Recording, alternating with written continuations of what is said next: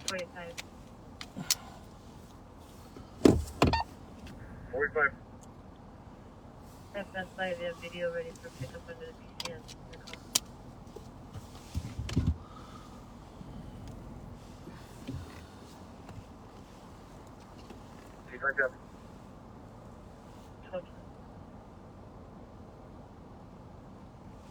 Well, welcome to Live at Lunchtime. Live at Lunchtime, thanks for coming back and joining us. I know everybody's actually has to work, so it's a little hard to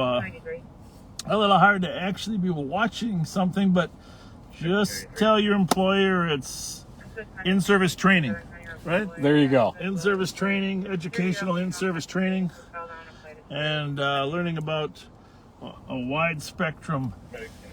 We can sign your in-service training document, right? Absolutely. If their comments are on here, then we know they were attending. That's right, and we'll write that up for your employer. Continuing education credits. We are parked in front of Bethesda Hospital. Good news is Ramsey County has decided to lease Bethesda Hospital from Fairview Health East. Kind of merged. And so there will be 100 to 125 beds becoming available for the homeless. That's awesome. And of course, that'll fill a big need. And I think it's probably not going to be available till maybe December 1st or thereabouts, sometime in that time frame. But hopefully before the really cold weather begins hitting here in December. So that's great news. And I don't know the price, but the lease is going to be about a year and a half. I think I saw the county manager said they had enough money for a year and a half. Of course, that's going to require some extensive services in terms of staff, etc. But as I mentioned, there's 350 people out living on the streets, and the 120 beds will do a lot. Some people, frankly, will refuse to come in, but many will welcome this. And of course, the city of St. Paul is working on some day space, some day beds, and some day space where people could get out of the cold and get some services in terms of mental health counseling and making sure that they have all their medical needs met, medical and psychological needs met. We are going to do a little tour of some of the homeless encampments here today. We got a few more bags to hand out. We did hand out some. Our ace person, Amber Gray, who works with the homeless community, has prepared another 50 bags or so for us to distribute. So in the course of our duties, we will be out there as well. So Pat Scott is here with me today, and we're going to go ahead and start our tour.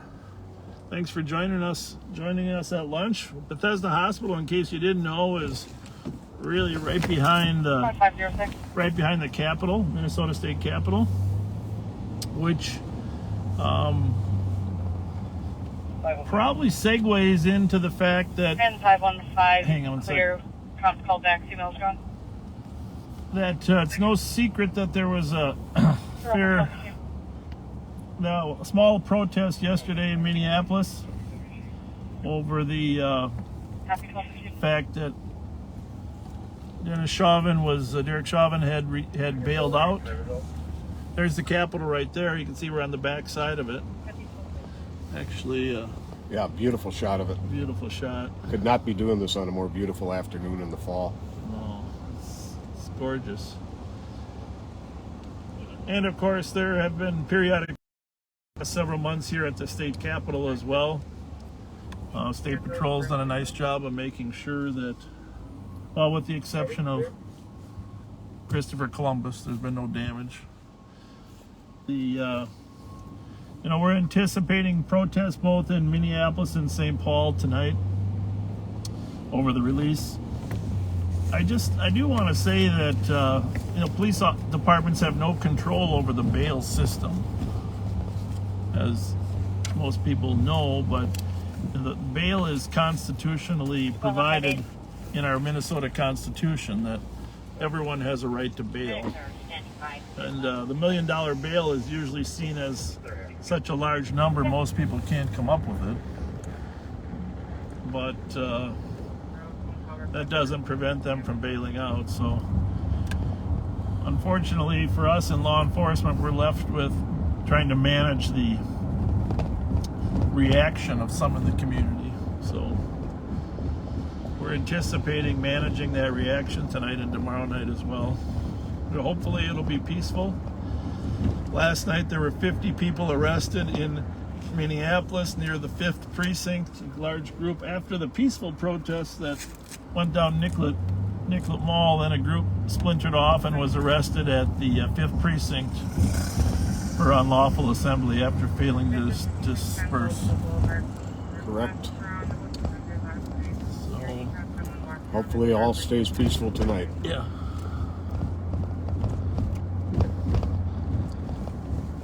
I did have a question. We had a question come in the other day about gun permits, about why the line is so long, and we are opening up. We have opened up a new place to apply for permits to carry because the line has been very long downtown because of COVID, because we can only handle so many every 15 minutes in order for social distancing guidelines. But we have a new location to open in Shoreview. So if you're one of those people that's been contacting me about why you can't get an appointment, please call back and see if you get an appointment in Shoreview for your application for permit to carry. Yeah, I've had a few people asking me that too. That's good to know. I hadn't heard that. That's good.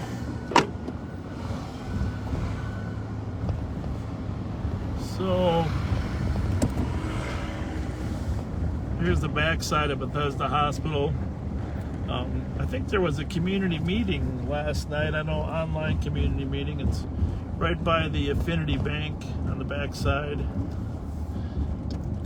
I think it's a great location. I think the county was smart to snatch up the opportunity, and that's awesome. The only thing we'll have to make sure is we've had a fair amount of drug trafficking on Charles Street here.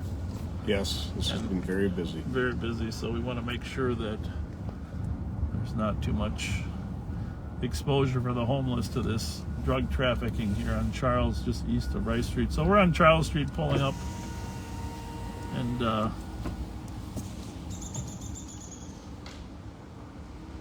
handing out some food. We're gonna go up to our substation on Rice Street right now. We actually, I don't know who was handing out food. It's probably Reverend Spence right here. Thank you. All right. Thank you. They're handing out food down here on Rice Street. This food demand is really up right now. We're checking a white semi that's parked out in front of 514 West Chestnut. Happy 1220. We decided Pat's allergic to our window cleaner, and well, it could be me. You know, he could be allergic to me. He doesn't have COVID. What he has is he's allergic to something, and we try to clean that window off so there's a good view with that glass cleaner. I forget what it's called. It's not the regular Windex. 256, I copy en route to White Bear and Ross to I Systematic. think that's what I'm allergic to. It makes me sneeze, but it makes his throat. I got over my allergy to you years ago. Well, there is that. There is that.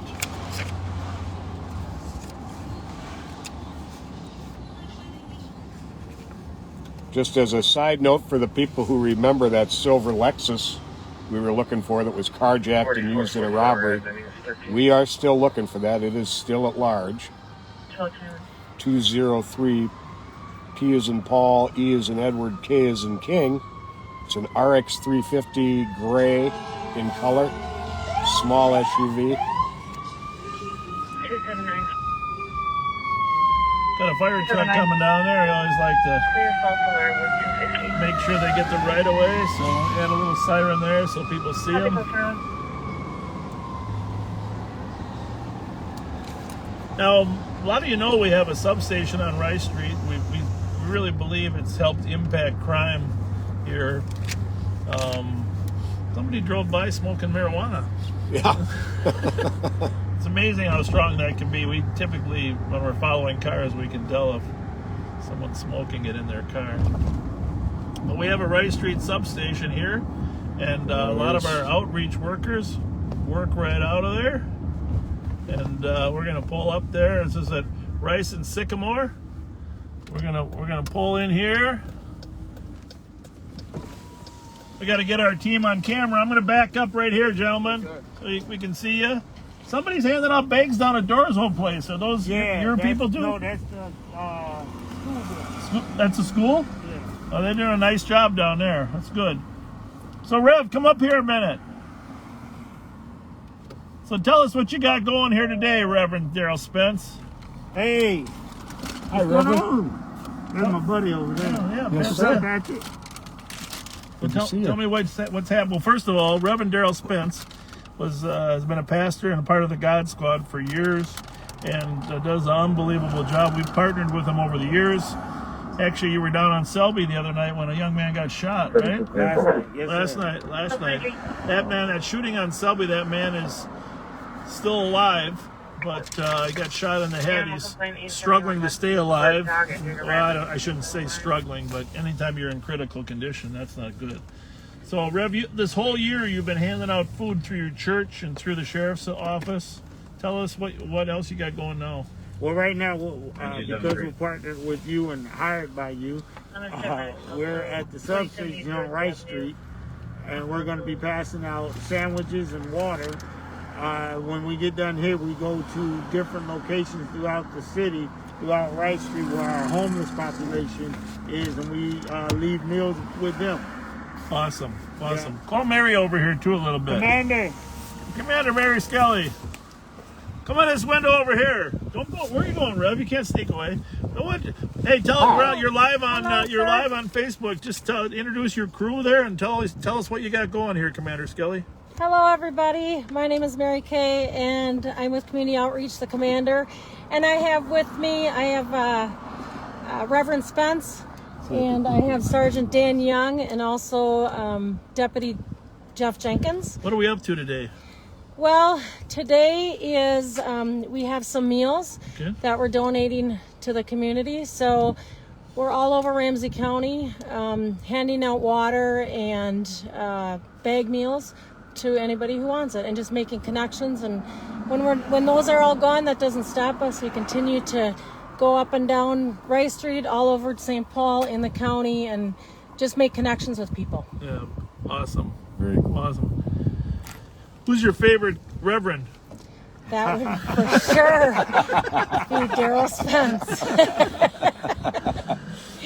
Hey, Pat, you remember my name. Well, we're gonna go drop some bags off. Amber made some bags for the homeless, and we're gonna go drop some of those off at the lower landing, and then that encampment that we got to where that Carrie woman was. Right. So. Good. Do you need any help? I think we're good. Okay. Thank you. Keep doing what you're doing. You got meals in the bag? No, we don't got no meals, but I think Sergeant Dan said we should give you some meals to take with you. you can do that. You want to throw You some want meals some? in the back seat? Sure. Yeah, if you got some, throw. That's a great idea. Just a reminder, the substation's at 780 Rice Street. Come down and visit us. We're here all the time, and we'd love to have people stop in the community. So, all right, have a good Danny day. Young, Take thank care. you. Have a Donuts if you need a donut. Do I look like the guy that eats donuts? Not Twinkies, but Yeah. Jeff, what's going on, Jeff? the LEC, they only got the Good, Jeff. Good. You're all well. You're all good. Doing really well. Good. No complaints. You're enjoying your. Yeah, I leave the outreach effort? Twinkies to him. I'm a chocolate guy. Something different. Some good job out here. Good. Thank you. Oh, look at all those. Look at that. Here he comes. Yeah, open that door. See if you can get him in there. We'll fit them. Whatever's on the seat, just slide out of the way. It's just. Or put it on top of the other bags. That's fine. Oh, are ya? Doing good. How you? Good. Good. It's for like this kind of Now, weather. you know Trish will want me to have them. Of course. I'll have to get you one. See, me and Trish go. That's right. All right. Thank you, gentlemen. Love you, boy. Ladies. Love you too. Yes, sir. Sincerely. On an accident hit and run. 27. So, 236, you can cancel them. like I said, we're going to start out with just a homeless theme a little bit. We will we'll handle calls as they come up.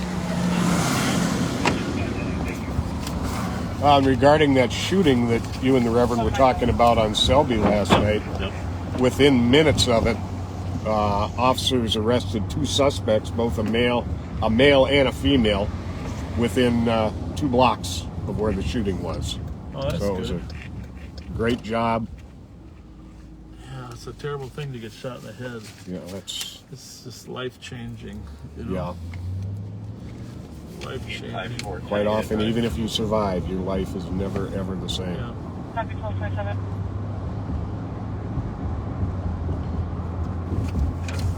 So, there was something else I was going to say about the homeless. Oh, we are going to start a donation drive for coats and warm weather gear. And we're not going to start it today because, well, we're just not ready to receive it. But next week we're going to have bins at one of our offices. We don't have them yet, so please don't bring anything yet. But as the weather turns colder, coats, mittens, stuff like that. Right. For the people that, well, most people won't have a place to go yet because Bethesda's not open yet. But even the ones after it opens, there won't be enough space there for everybody, but also there'll just be a large number that would prefer to stay in their encampments. So just as you start going to buy your kids new coats for the winter, save the old one and just rest assured next week, sometime probably not in the before next Friday, but that following weekend we'll start a coat drive. We're going to be busy this weekend with all the civil tension that's going on, but after that we're going to make sure we can treat the homeless. Or he thinks he may have had a minor stroke a couple days ago. Could you still have the ambulance come for eval? Routine's fine. Copy.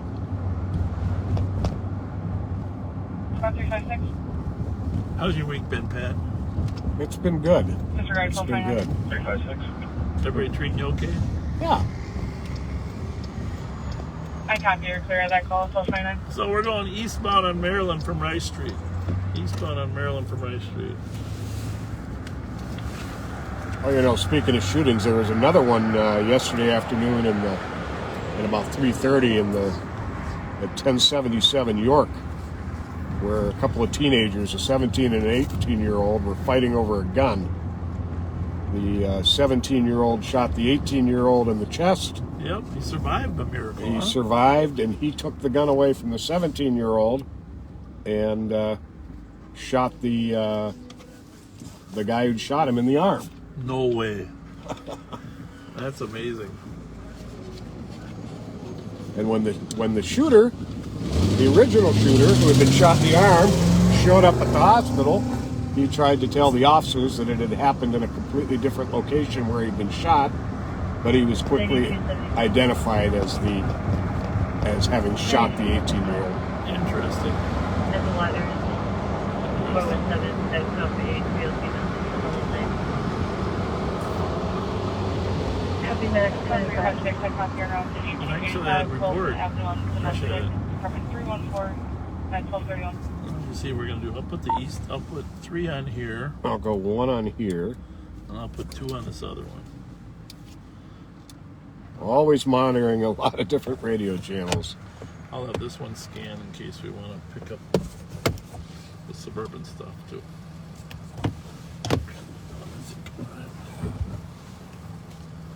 Put this one on. We got lots of radios. Oh, as I got into the office today, the apprehension team and Sergeant Altieri from the Special Investigations, the office I work in, were coming in from the field. There had been a shooting at Charles and Marion back in September, and St. Paul Police was actively looking for the individual involved and had a pickup order out for him. Oh, that was the Charles and Marion shooting, huh? Right. He was also wanted for I believe it was a robbery warrant. Well, our apprehension and special investigations tracked him to the Northern Air Motel on Highway 61 and successfully arrested him and recovered a gun. That's great work. Great work. 250 traffic.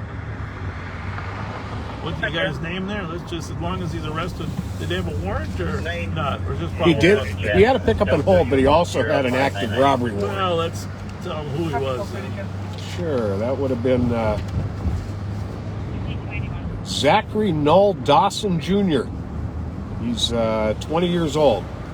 He was wanted for assault in the second degree, drive-by shooting, and had an aggravated robbery warrant. And also had a warrant out of another county for some kind of financial transaction crime. Awesome. So we're eastbound on Maryland.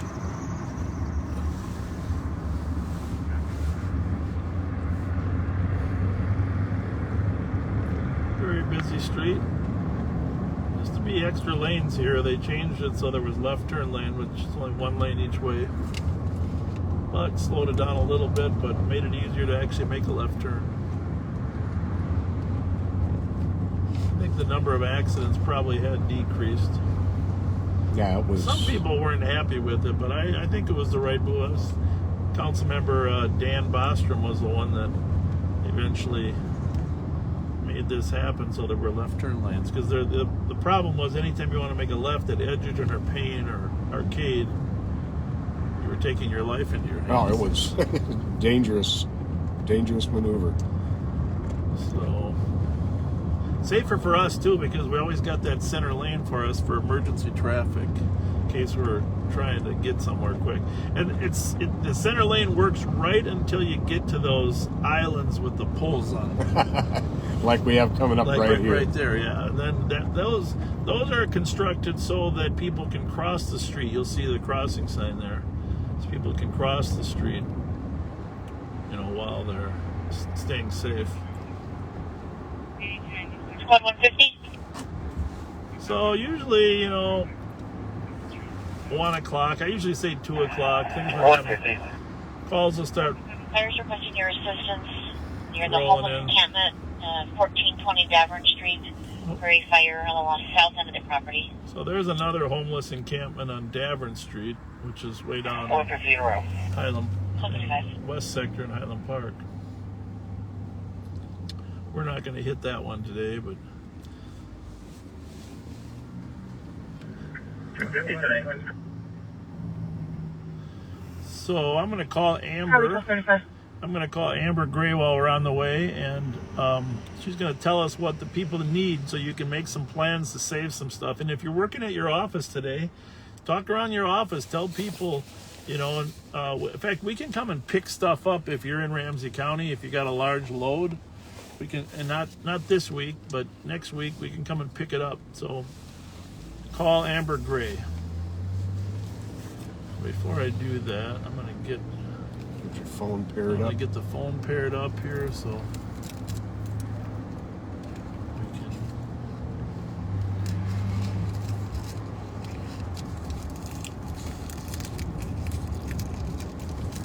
we can hear her voice better. There we go. Call Amber Gray. Amber's worked in this field now for 2 years.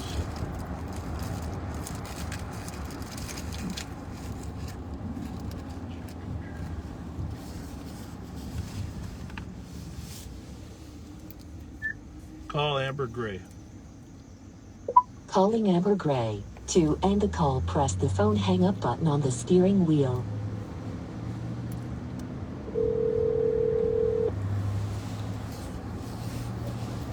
Hello. Hello, Amber. We're just headed over to a couple of the encampments, and if you can let the people know what type of stuff is needed, that would be great.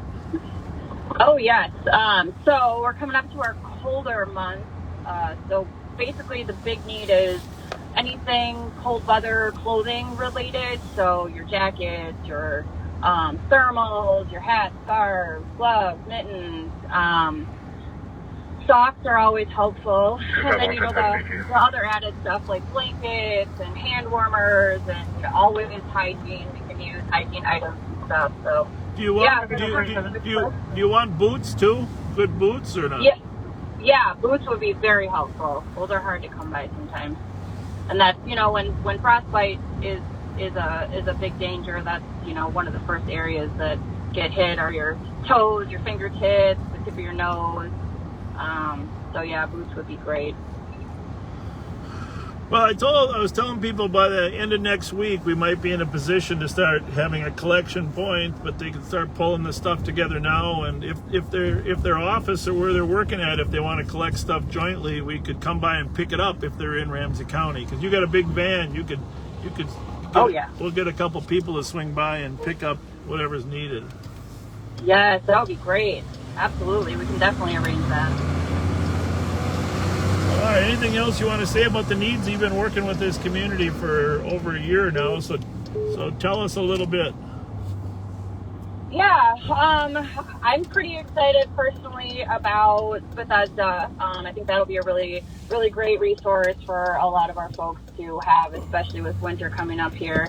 And it is tough when you have these groups that have built communities in their camps, and sometimes it's hard for people to lose that sense of community and go into shelter. And so you'll get some people that just, they don't want to leave that. I mean, they've built relationships and these little families and stuff, and I think that's one of the big reasons that a lot of people don't want to shelter. I mean, that coupled with mental health and self-medicating with substances, it's tough, and it's been a really tough year, and it's been even tougher for people in the challenges of being homeless, but they also have the challenges of the pandemic on top of that. So the social part of having friends in an encampment is a critical part of just the mental health. So when you're saying when you get moved or forced to get moved, some of those social networks are broken up, and that makes it harder. Yeah, exactly. Because community is a huge part of being human, right? So it's it's one of those things that you learn to lean on in tough times. Yeah. What else have you learned about your experience with the homeless, and just in terms of some of the misperceptions that the public might have? I'm just going to drive through there. Is that Carrie there? That might be. Let me just say, hang on one second. Okay. Carrie. I'm not sure if that might not. Is that Carrie? It's not? Okay, thank you. How are you? Good. We're just checking everybody's good. Yep, everybody's good. We got Amber on the phone. Thanks for all your work, you guys. What was the name of the company serving food here, Amber?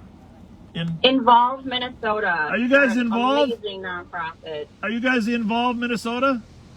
Oh, which one are you? Oh, American Aid. Thank you for your help. Thank you very much. So we're just going to drive through here real quickly, and then we'll get on the path to the other site. You said some of these sites are more accessible and get more help, huh? Yeah, it seemed to me that the ones that are a little more out in the open, people obviously see them as they drive by and stuff, and you'll have a lot of generous people dropping off donations and necessities to those camps, but the ones that are kind of tucked back a little bit, they don't get as much of that just because people don't really see them where they're at. Right. Well, talk a little bit about your observations, because I've been impressed a lot. I mean, obviously people have had tough economic times, but there's a lot of nice people in these camps. Oh yeah. I mean, you're always going to have the stereotypes. That's what I hear a lot sometimes from people is, oh, they're lazy, oh, they're just a bunch of, drug addicts, alcoholics, et cetera, and that really isn't the case. I mean, I could name 10 people right now that I know have real full-time jobs where they pay taxes, but they're homeless. They cannot afford the rent, or it's just too much. They don't make enough. So it's and most of the people they are very nice. They're kind. They're caring.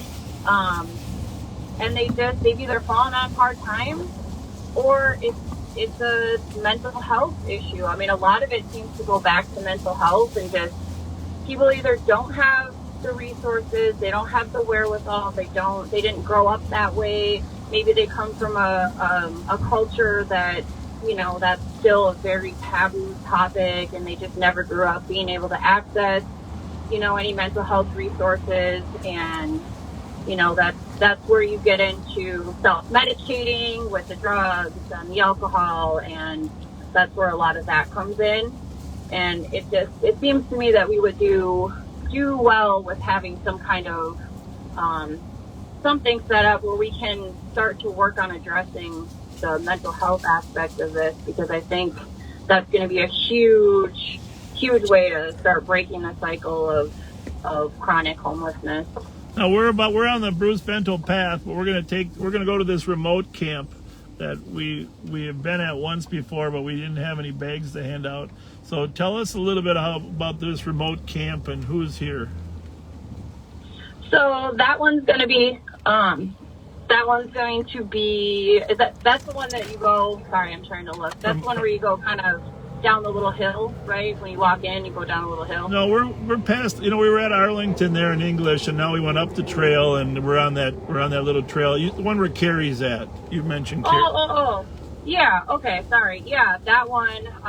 They have been there for quite some time. Several months since the kind of almost the beginning of the whole COVID-19. Yeah, like those. And there's a lot of people from the Hmong culture there, and that can be a tough one too. I've talked to a lot of those guys. Culturally, that's another one that sort of it's hard for them to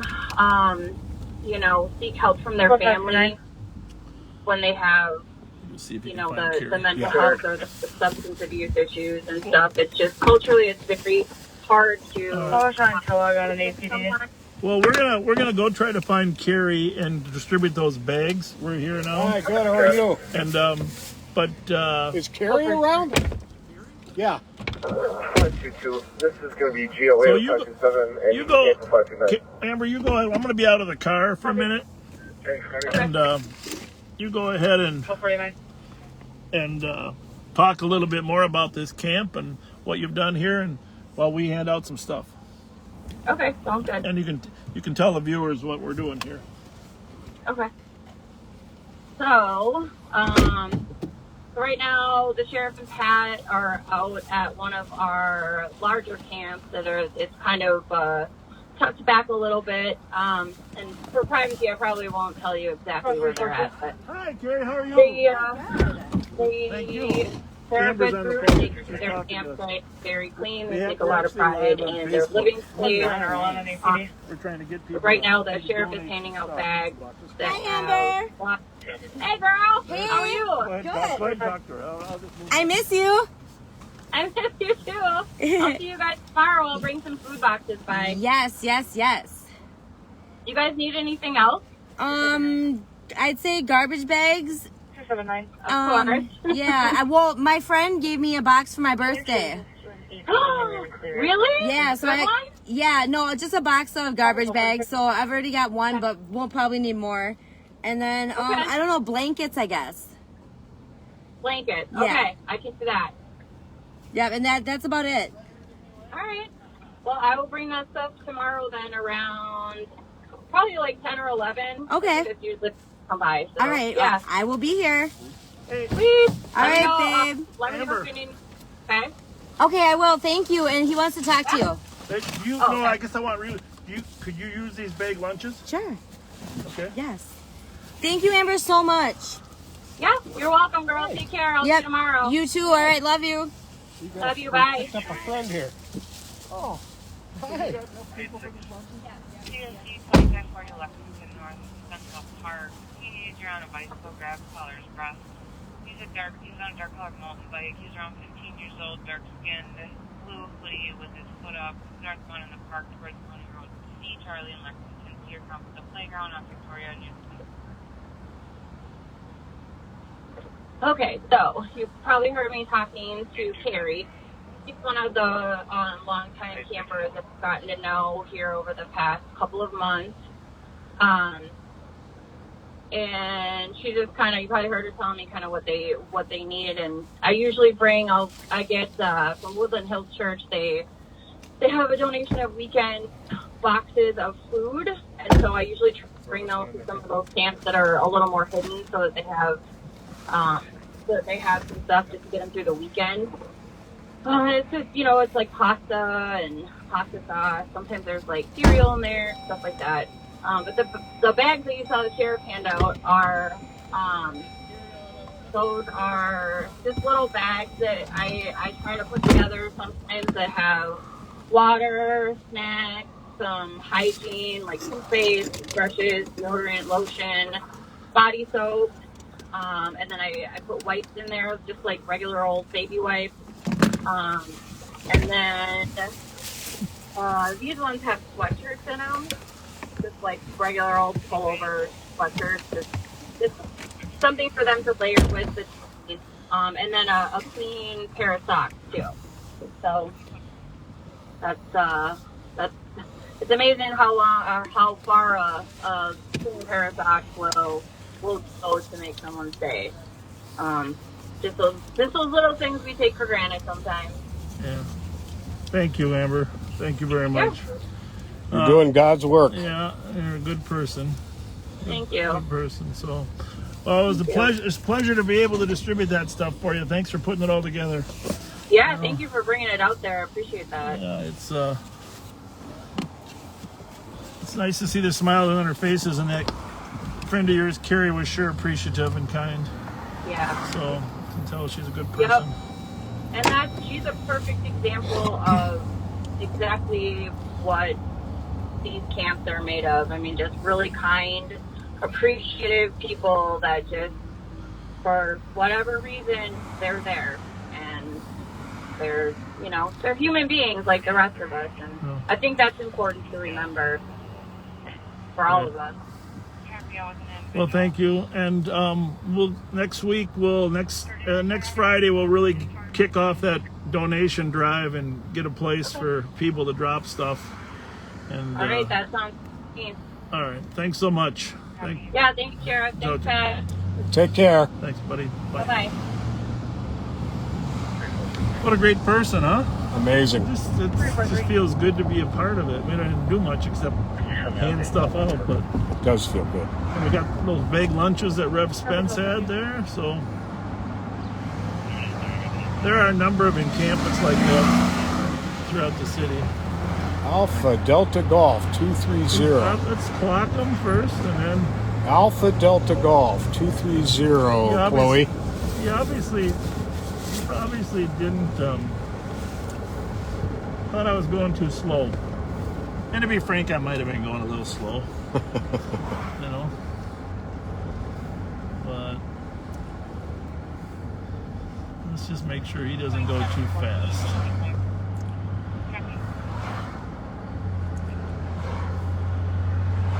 If he passes this one, then we'll know he's in a little too much of a hurry. Too much of a hurry.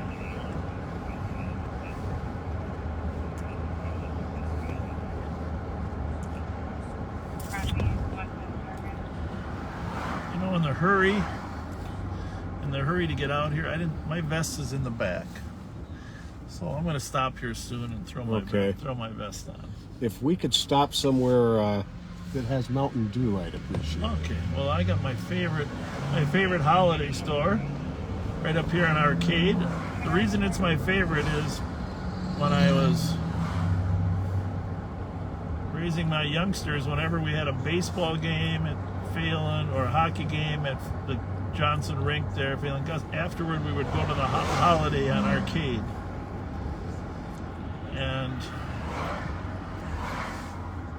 they were the nicest people working there. And I eventually hired them to work at the sheriff's office. But, so the Holiday on Arcade was a good stopping spot for treats and sweets. Or to keep our radios on. If we get any hot calls there, we'll certainly run in on them. We're going north on Arcade. Here coming up on Ivy, Johnson High School. I think there's a city school still not in yet, right? No, I don't believe so. They're still not going to school yet. It's got to be hard to be online this whole time. But with the spike in COVID around the rest of the country, you wonder what the best strategy is. Yeah, I heard all the restaurants and bars in Wisconsin went back to 25% capacity yesterday after their spike. I'm going to let you run in here to get your Mountain Dew. I might pull around, just get a little bit more distance on the door if that's okay. Sure. With you. So I got to take a call, police-related call. You can listen in on my half. Yes, sir. Call 356. 356. Hawthorne and Luella on a juvenile that pulled out what looked to be a BB gun and shot it at a squirrel in the tree. Subject is an Asian male, late teens, 5'5", average build, wearing a dark gray or black sweatshirt, hoodie, and a red backpack. Testing on a Hawthorne. Nope. Copy. 1254. Yeah. All right. Thank you. Appreciate it. Thanks a lot. Bye. All right. Bye. Oh, that was just a little update from an emergency manager on preparations for tonight. You know, we don't like to have to be overly prepared for protests, but Please try again. Obviously, if you're not prepared, what happened last May in Minneapolis is the end result. So, you can interrupt this help message and give. Sorry about that. It's my car talking to me. It is interesting though. We work pretty closely with community advocates across the metro area about. Hey, stand by for 1 second. Hello? Yes. How are you? Good.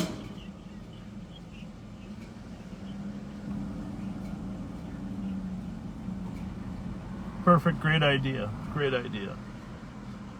Awesome. Thank you. Bye-bye.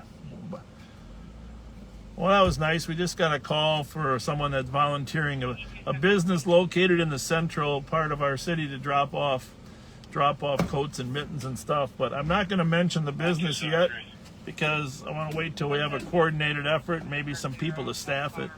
But we'll have a good drop-off location in the city for the homeless things. So, and thank you for calling and volunteering that space. The community advocates that are working on the crime in the community, they're concerned about all the police presence having to be redirected to control the protests. Apparently, yesterday there was a large amount of gunfire in Minneapolis, and some people are feeling like the protests are causing them to get less police protection.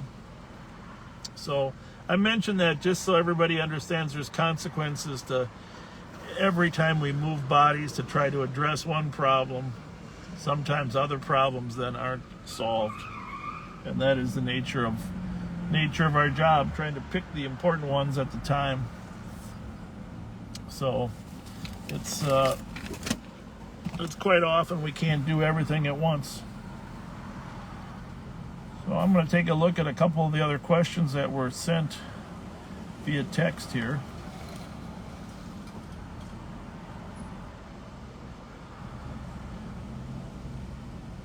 Yeah, blankets are going to be good too. We're going to start receiving them probably next weekend.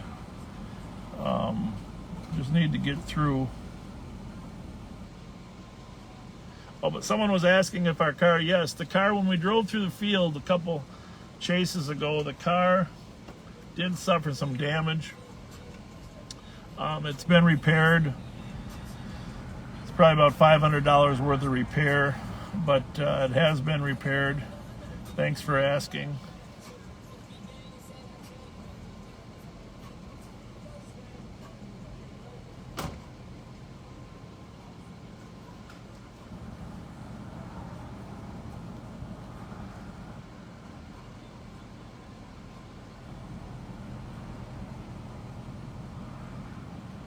What else we got here?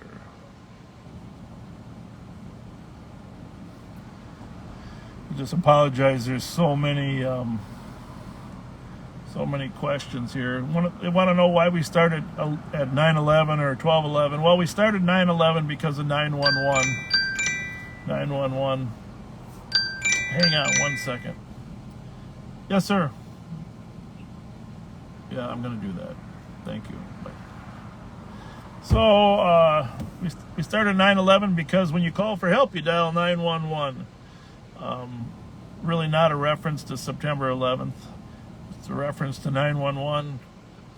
And we just decided to keep the start times consistent as we move forward.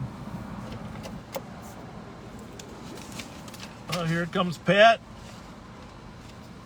If you didn't have that badge on, it looked like a stick-up man. Looked like a stick-up man coming out of the van. Is that for me? That's for you. Oh, God bless you. Oh, God bless you. Yeah, the main clerk or manager used to be a woman named Karen, and that's my son's Invisalign. But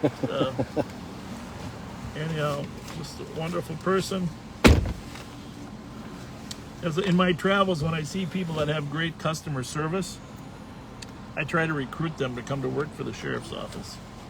That's number one quality. A lot of times they don't know I'm the sheriff, but I just you get the same person treating you with kindness 3 or 4 times.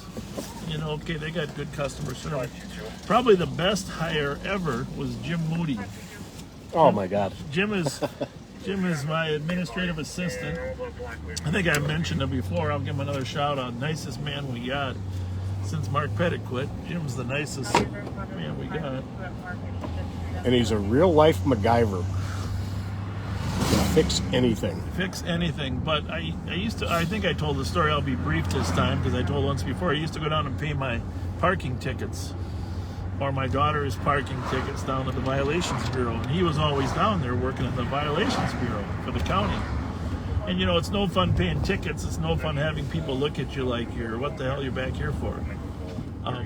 But he was always Mr. Upbeat and kind. Always. Like he is now. And so after paying enough tickets, I said, Jim, would you like to try a change jobs? Come work for the sheriff's office. I don't know, that was what, 20 years ago now? Oh, at least. Still got his upbeat, positive way. Yeah, he periodically stops down in our office and brightens the whole day, every time. The guy can do anything. Truth of the matter is, he fixed the car. Yes, he did. He had to pay for parts. Well, I'm going to try to find a place to throw my vest on here. We're in front of the Phelan Gustafson Ice Arena. Rube Gustafson, longtime hockey coach.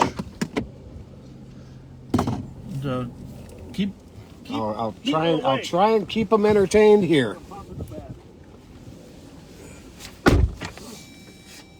So yeah, it's been a couple busy days here in both the city of St. Paul and out in the county.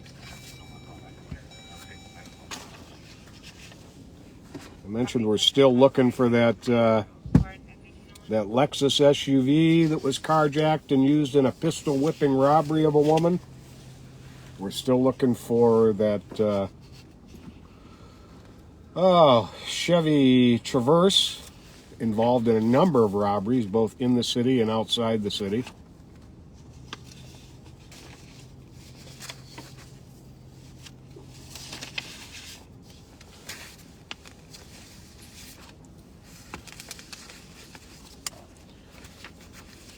Yeah, I think we kind of have a perfect storm of COVID, the civil unrest since May, the schools being closed, that is creating a perfect storm of some really crazy behavior in the streets. Carjackings have been the most unbelievable increase. Carjackings are out of control. Out of control.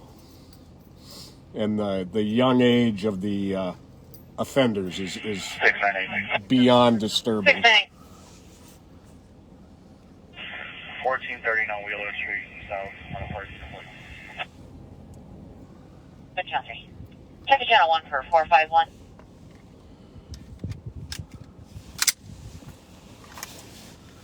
Thank you for that.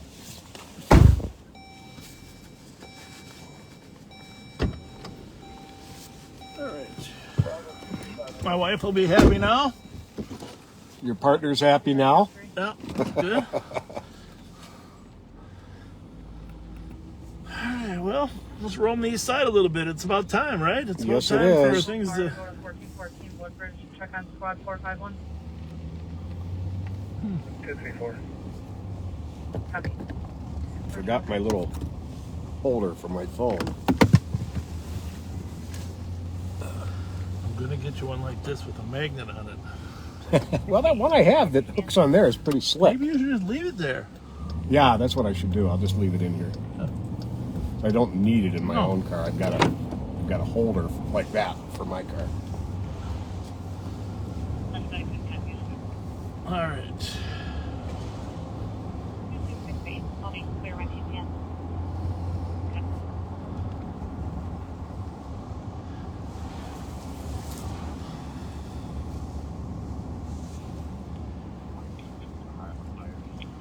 But, Well,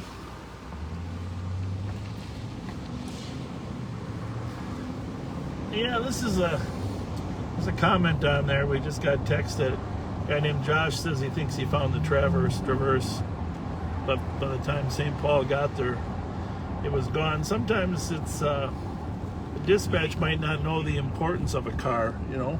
right. This is the thing about how sometimes the call goes in a lower priority. Right. You think it's even sometimes police officers don't know what happened on their days off. Oh, absolutely. So, Josh, if you want to let us know where it was you saw that, we'd appreciate it. Yeah, send us a text where it was. 5285, you can go across 351. You can put a report on DOC. All right, we're southbound. 10-2-10-3 until we can establish 451 status.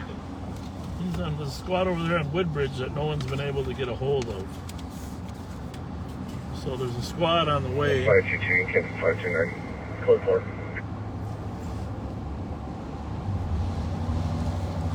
Copy on a 10-2-10-3. I don't want to air that. Okay. Okay. It's probably on the comments anyhow.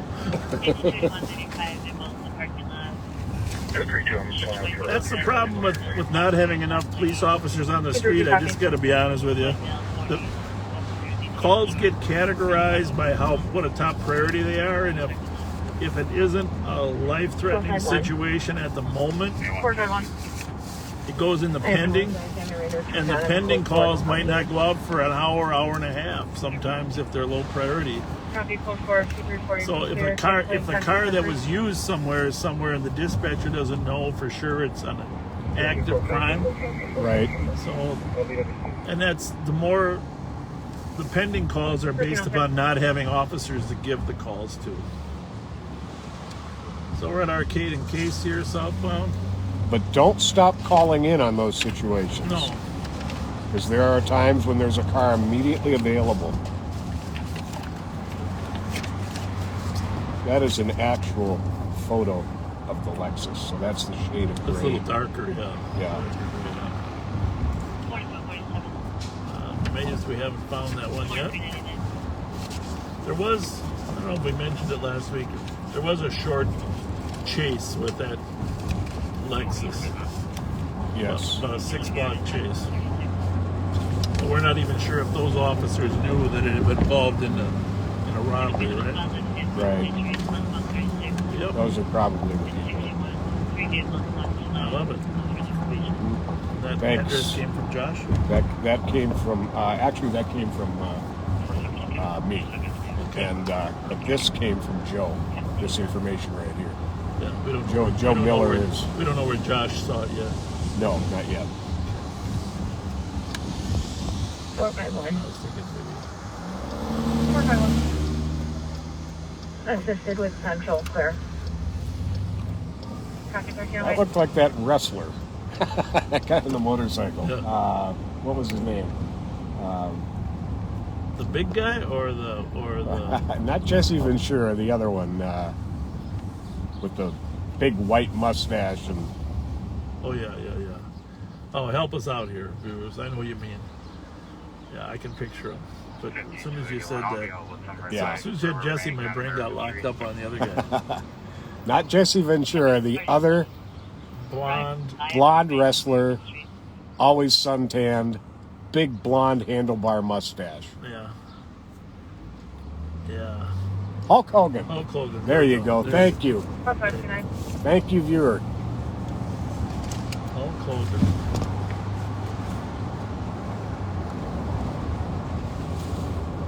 Squad 529. Good. I'm squad to assist 417 Broadway Street, full of rock for a male with a large knife threatening cops. Male name, quote Lord, 36 years old, light skin, black male, gold teeth, 5'7", heavy build, wearing a blue jacket, white flannel, and blue pants, currently in a blue tent. Did you say in a blue tent? Copy. I think so. Is that what you said? I think so. 532. Must be the homeless thing right by Super America there. Right. That's why it's on Channel 3 too. 521. Can you cancel 529? We'll go with. Well, as long as we're doing homeless encampments, we'll run into that call down by Broadway at 7th there, I'm assuming, right? Copy, Yeah. 529, you can clear. And, Copy, thank you. I didn't catch the whole description. Let me see if I can find it here. Copy, 1310. see if we get it sent to us. 520 copies. Copy, 1310. Area check for 197 about B-Boy 2 points southbound on Race. Cops vehicle broken into last week. The vehicle that was off security footage just came into the parking lot. White both putting the SUV with Residential alarm 1139 West Central Avenue, covering the back porch door and the living room glass break. Well, the call volume's starting to pick up, that's for sure. Yeah, it is. We are on 6th Street, 6th and Forest, headed west. We're going to run downtown to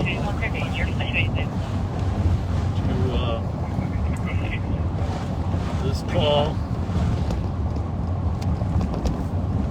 494, There you go. Down on Broadway, a male has a big knife. Big knife.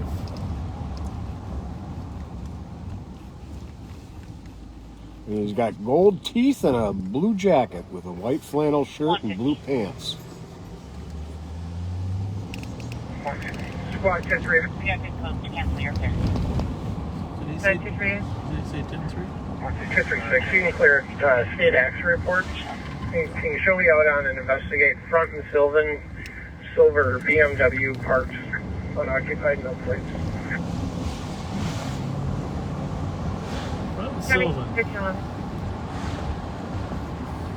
Apparently, at one time, this Lexus was supposed to have a BMW with it. I don't know if you remember that. Yeah, silver BMW. Yeah. 4447. And it sounds like this suspect in this walked over to a tent in the encampment, and he's standing on a triangle platform. On the bridge here on 3661. I don't think I need medics here. You can just keep them en route. They can go routine. Yeah. So St. Paul is just as on scene now. Check on that other driver. I was thinking of the 400 block of Broadway. Is that not up by 7th, but maybe down a little further? I think it's up by 7th. Okay.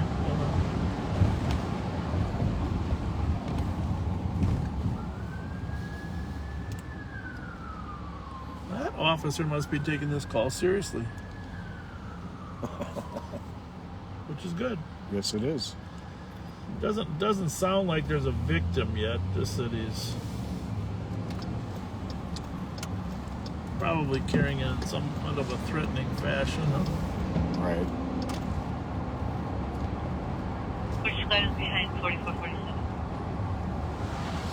47, I'm sorry, that was state patrol. They're gonna go check on the other driver here.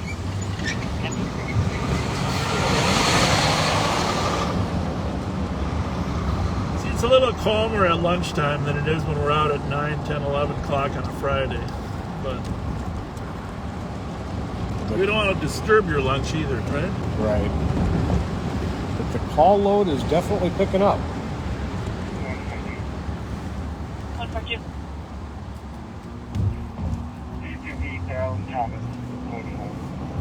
Copy, Galen Thomas. You just never know on these calls. It seems like a simple call, a man with a knife, but you know, knives are becoming more and more popular amongst people, especially people that can't legally carry guns. And with the mental health issues that are all over the place, it's hard to predict what a person's going to do. We don't really want to. That's 515 and 506 on channel 2. 506 for both. For domestic 164 Bigelow Lane, Unit D, Delta, Mom and Dad are physically fighting but currently separated. So this is another encampment here. Yeah, and it looks like they've got the guy. 343 traffic. Go ahead. I'm on the ramp from northbound 52 to eastbound 94 with Delta Alpha Tango 689. Number of squads here. Copy traffic at 50. Some from the Central District. This is the border of Central and East. So we're right at 7th and Broadway. I wasn't aware of this encampment. Yeah, it's been growing.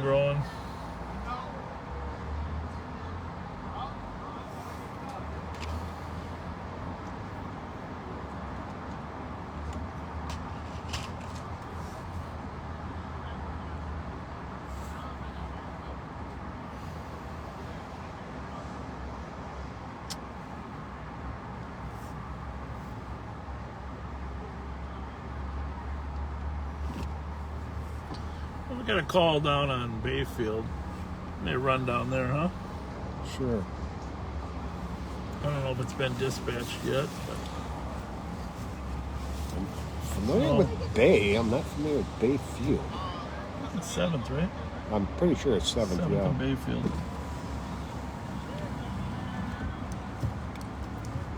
What's going on? 3 cigars? 3 cigars. All right, we'll see if we can find some.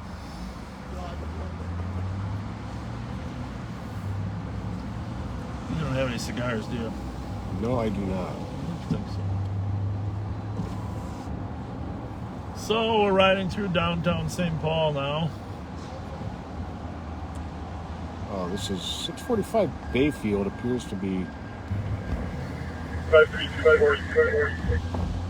Where is on that? the west side, I think. Last one. Serious? Yep. 532-4. Go on the Hello. floor.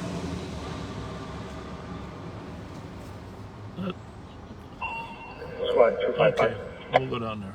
Thank you. Bye. 255. Yep, I think you're right.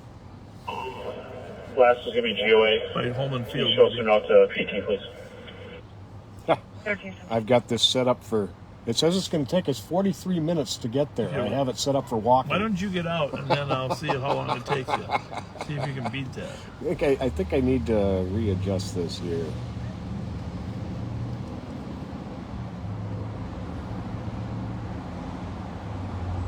Well, yeah, that's a little better. Six minutes.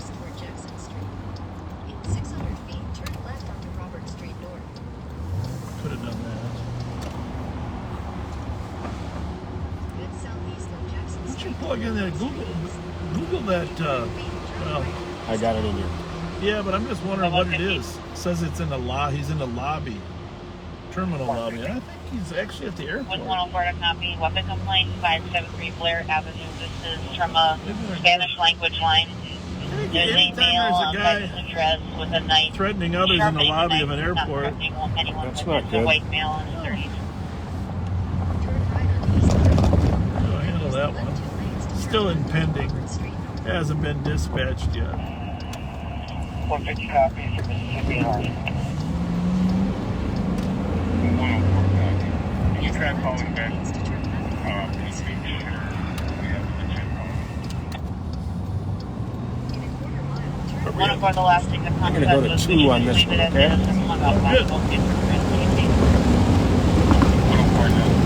You know, you were working over here at Rec 81 when they had the office over here for a while, right? Yeah. Yeah, you and I were both over here for a little bit. You were after, I think I was a midnight boss, right? You were. I was actually on training. Would have been in early 80 when I was. Telling me to turn here? Um. No, I usually go down further, but I'll turn here. Yep. Thank you. Okay. Continue for 1 mile. Oh, you were in training? Right. Kevin Moore was your trainer? No, you and I were in the same class. Newberger? I taught him everything he knows, but I didn't teach him everything I know. How about Newberger? Was he in your class? He was in my class too. Yeah. Bergeron? Okay. Mike Carter, Oh. Pat Little, a lot of good Infamous people. crew. Bev Hall. Yeah. Hang on a second. Probably gonna get it. Phone call for Highway 36 to execute complex shotgun accident that occurred on Sunday. My goodness gracious. 36 on copy. Says we're half a mile away. 1318. Left here? Nope, straight ahead. Hey, you're still not dispatched? Okay. Yeah. 4445. Yeah. In a quarter mile, you will arrive at your destination. Clear, nice. Send me a pending. Yep.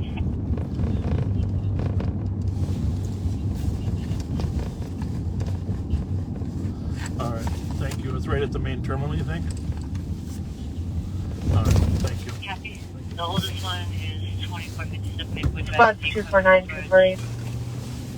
George Black. 249. Items taken from the car. 248. For disorderly 645 Bayfield for a male possibly PIC threatening to beat others up and is talking about Mars. White male 30s, 5'8", heavy build, blue shirt and shorts. Blue shirt and shorts. White male, heavy build. 48 People copy. on an Elk Road there. In the northwest corner of the parking lot. 241, you can cancel 249. I can make that. Connected? Why don't you cancel 248? I'm a little closer. Still here? Copy. 248. Clear. So the lowdown is he was kind of Thank you. the stables right here, and she gave him a bite to eat, and then he was just sitting in the lobby here, was milling, not leaving. She came and got me. I came in and addressed him and said, you know, we should probably get going now. You had a bite to eat. 2459 He goes, I got a fucking problem with you. I want to kick your ass and that kind of stuff. I'm like, okay, we're gonna let you cool off, and then I called you guys. So you sit right inside the door. We're gonna back up. We got another squad coming too, so we'll be right in.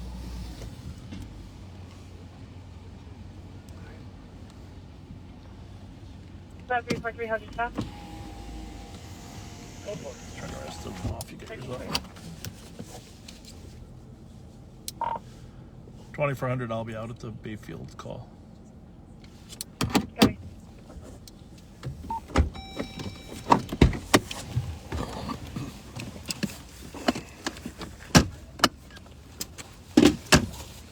Puppies. Sure. You got up here? Yep. You got a radio or not? Yes.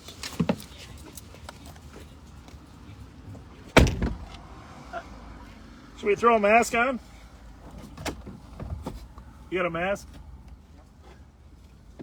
Don't you love all this protocol?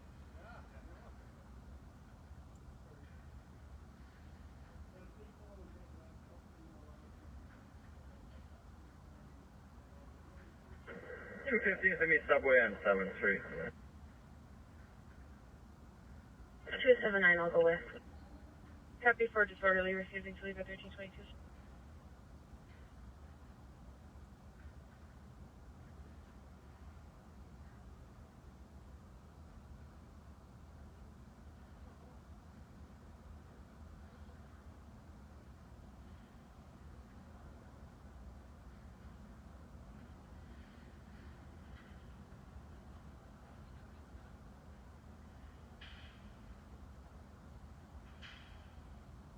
Information spots for a consular entered by Inver Grove for attempt to locate a vehicle taken in a carjacking. Foxtrot Lima 435 Alpha Bravo Romeo. Indiana plate. It's a Nissan SUV, silver in color. Was taken at gunpoint. No mention that the firearm was recovered. Information at 1323.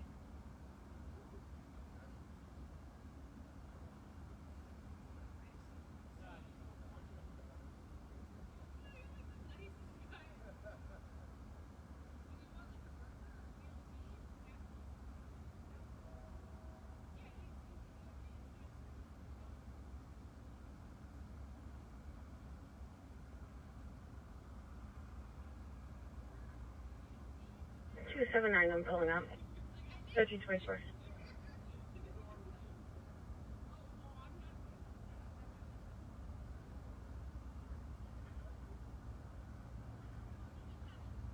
Five to one. 521. 10-8, take 50. Copy on a disorderly at 1324.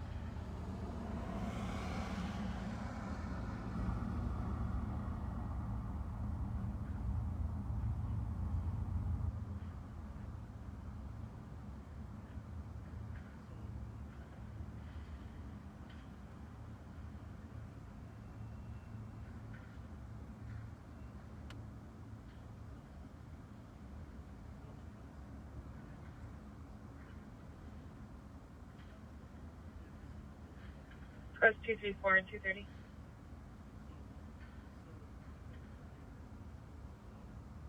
$230 and still at the radio shop. Copy discard. 248, you can send that to me, I'm up here.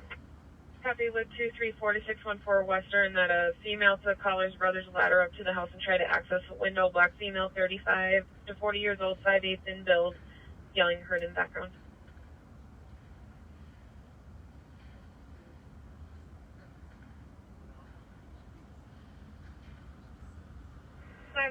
Take number out here. 279, I'm code 4 in custody. 279, copy, code 41 in custody, 532, your case number is 216070, and 234, did you copy the disorderly?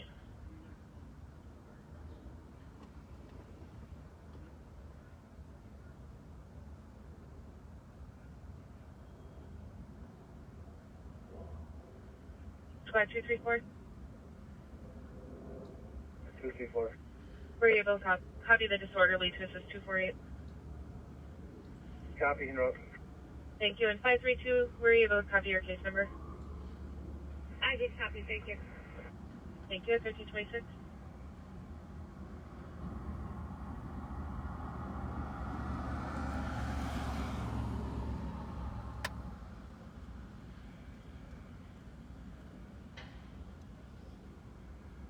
Squad 331. 331. For an actor with injuries, Lavender and White Bear. 1327. 279. 279. Can you start medics for 2 adult males, conscious breathing, with all injuries to their face? Have you cleared in upon arrival?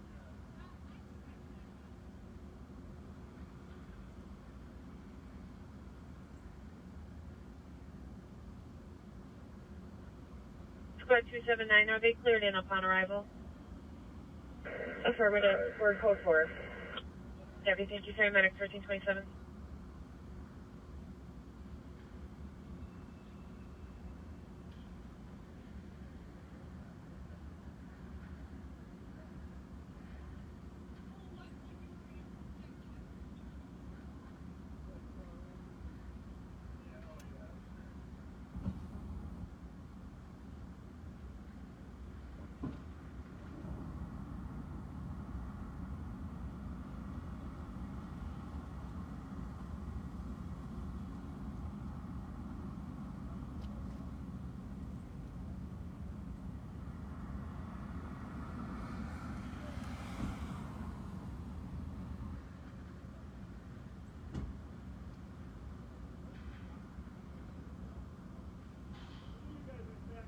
We're arriving.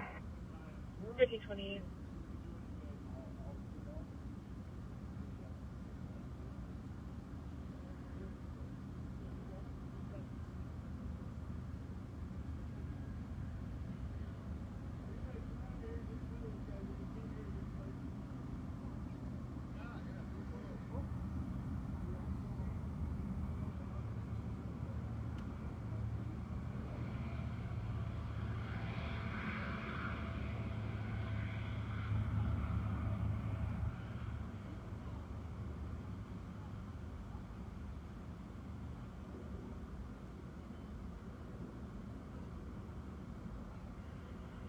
Is there clear? Confirm. You're able to call back and see if they can come through the door. We're not hearing anything and nobody's done through the door. Copy.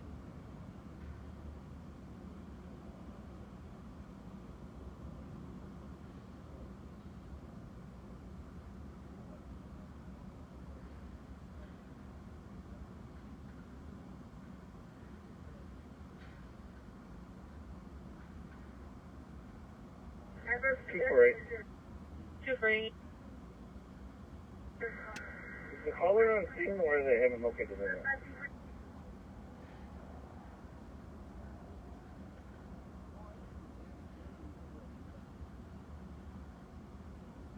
Two for eight. I'm not sure if the caller's on scene. I can have a TC call back. That'd be great. I'm out with the other party here. Close one. Copy.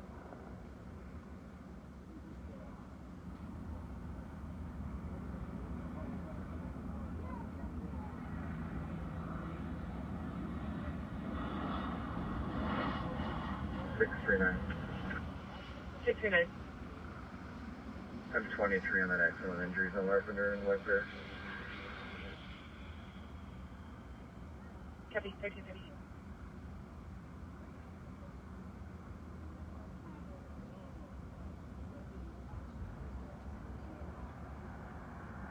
Squad 515. The mom's coming out to talk to you.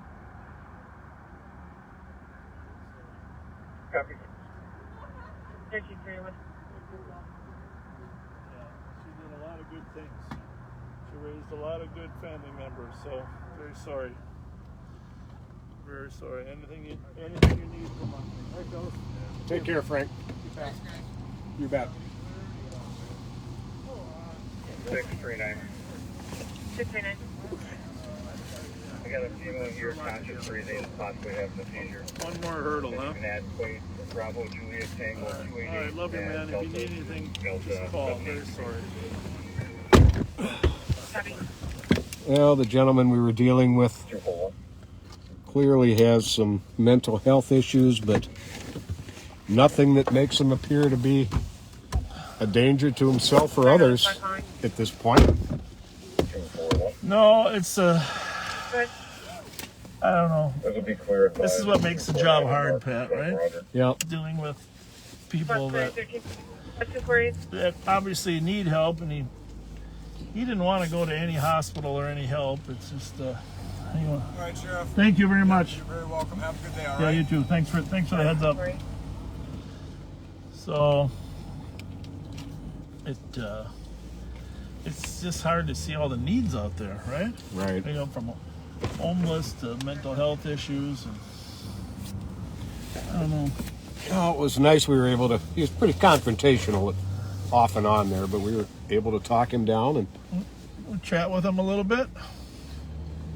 Convince him that this wasn't the place to be. But they were so kind. I mean, they gave him a meal from the restaurant here. There's a restaurant in here, pretty well regarded, called Holman's Table. Yeah, really nice spot. And we should come here sometime. Yeah, we should. I've been there a couple times. Steve Hurwitz was working on a flying. We were going to do a flight school for younger people down here. Oh, really? And but of course, COVID changed everything. Mm-hmm. Which should probably use our sanitizer again since we were in there. I did on the way out. Okay. Beautiful shot of the skyline. He's going to watch him. Going to watch him to make sure he gets home safe. I'm afraid he's probably homeless. You know, honestly, you just feel like you wish you could help everybody. Yep. Just don't have the resources in place to do that.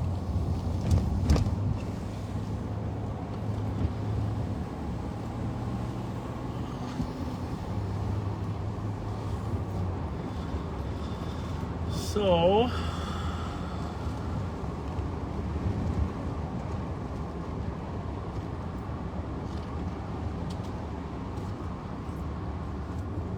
people over there are very nice. They treated them very nice.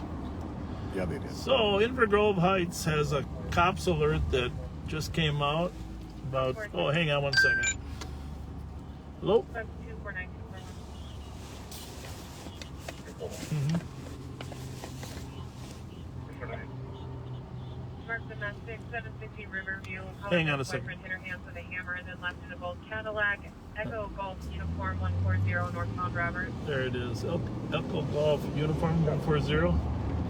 Domestic assault with a hammer. A gold Cadillac we're looking for. Got it. Thank you.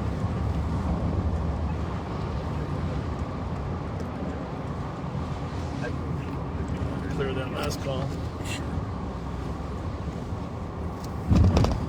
249, you can clear if you'd like. 249, thank you.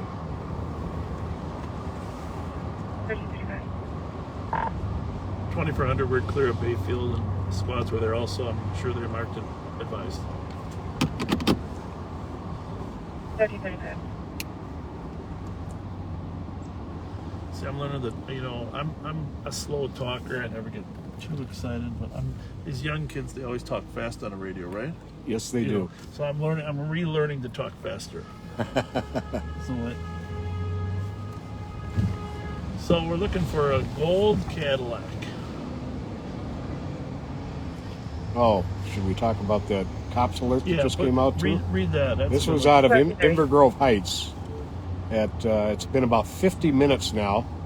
There was an armed carjacking. I know you're still out of service, but will you call Council 27? And the suspect in that is a white male with tattoos on his face, another guy with tattoos on his face, armed with a black handgun.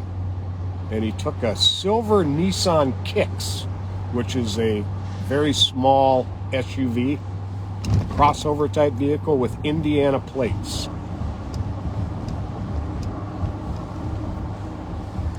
Good chance he will come to our town. Indiana plates, you said? Correct. All right. So that's a silver Nissan? Yes. And a gold Cadillac we're looking. Yep. 533 to 4.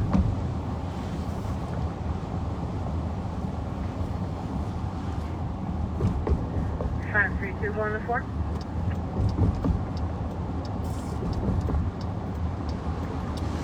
Well, while we're hovering here around Robert Street,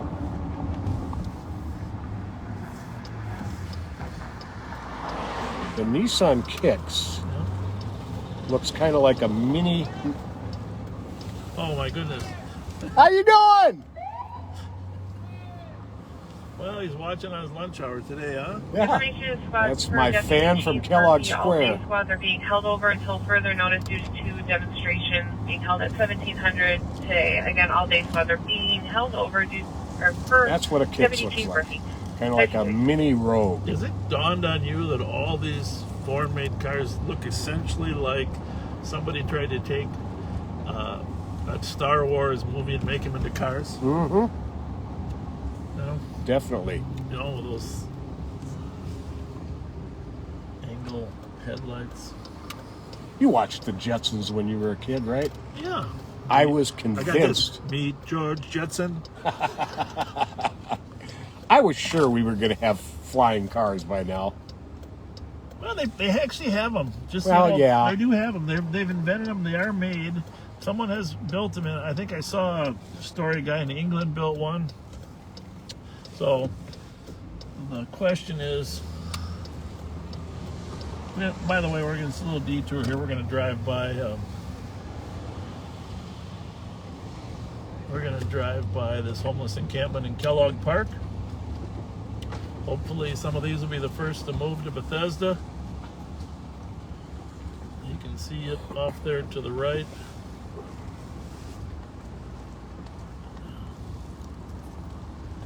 So I don't know if you just heard that, but St. Paul announced that all of the squads now on duty are being held over past the end of their shifts. This camp has grown since the last time we were here. Yeah, it has. In Kellogg Park. Can you show me that team on the PCN, please? Copy 1339. So any plans that the officers now working may have had for dinner or a night out with the family are now gone. Because they have to stand by in case of any unrest that may arise out of any of the demonstrations or protests. We had a meeting at our office at 11 o'clock this morning. I met with all of our commanders, just ramping up our staffing and making plans to assist St. Paul. Our primary role is to assist the city of St. Paul in their protest, and we have a great partnership with them. So our staff will be ramped up as well. And then Commissioner John Harrington held a virtual meeting with all the chiefs and sheriffs here today. And of course, the last thing anybody wants to happen is what the level of damage and destruction and violence that went on in the past. So, you know, both the Minneapolis Police Chief, the Hennepin County Sheriff, and St. Paul Police Chief, Ramsey County Sheriff, and the Commissioner of Public Safety are doing everything that can be done to make sure that arson isn't occur and people don't get hurt. And, 248. you know, it's Any luck? I'm calling the complainant. you just never know what's next around the corner. Yep. The reality is, public safety, law enforcement, fire, everyone always hopes for the best, but you have to prepare for the worst. 1341. Yeah, we're down by the river here. What you're seeing is some tugboats that push these barges up here. A fascinating industry. Yeah, it is. The river industry. And St. Paul's really at the beginning of the long journey down the Mississippi River. And of course the Mississippi River floods periodically, but 250. it's just if you're ever going to do a science project, do a science project on the Copy 1341. how the river works. It's you know, they opened up lock and dam number 1 the other day, Oh. And the river was, I wanted to get over there. Well, actually, it's today. Today was the day they were closing it up again. Okay. But you could, when they opened up lock and dam number 1, then all the water goes low. So this is the lower landing. I want to drive you through here because the lower landing encampment, and this is actually a semi-sanctioned encampment by the city. By that I mean they have a dumpster here. See the dumpster? They have porta potties, and so, and a lot of the people from 35E that we had visited at before. Oh, over off of Kellogg? Kellogg were relocated down here. So, in this nice weather, it's not too bad. 7. You got anything left, or are we all out? How's it going? How's everybody? What's going on? You told me Friday, you said on the plane, the steak, the mashed potato, I waited on you. What, you were up on top of the hill, you weren't there? I just came by there. I owe you a good dinner, don't I? Is this your new location, or are you up there? No, you know, if I'm a landlord, I just help out.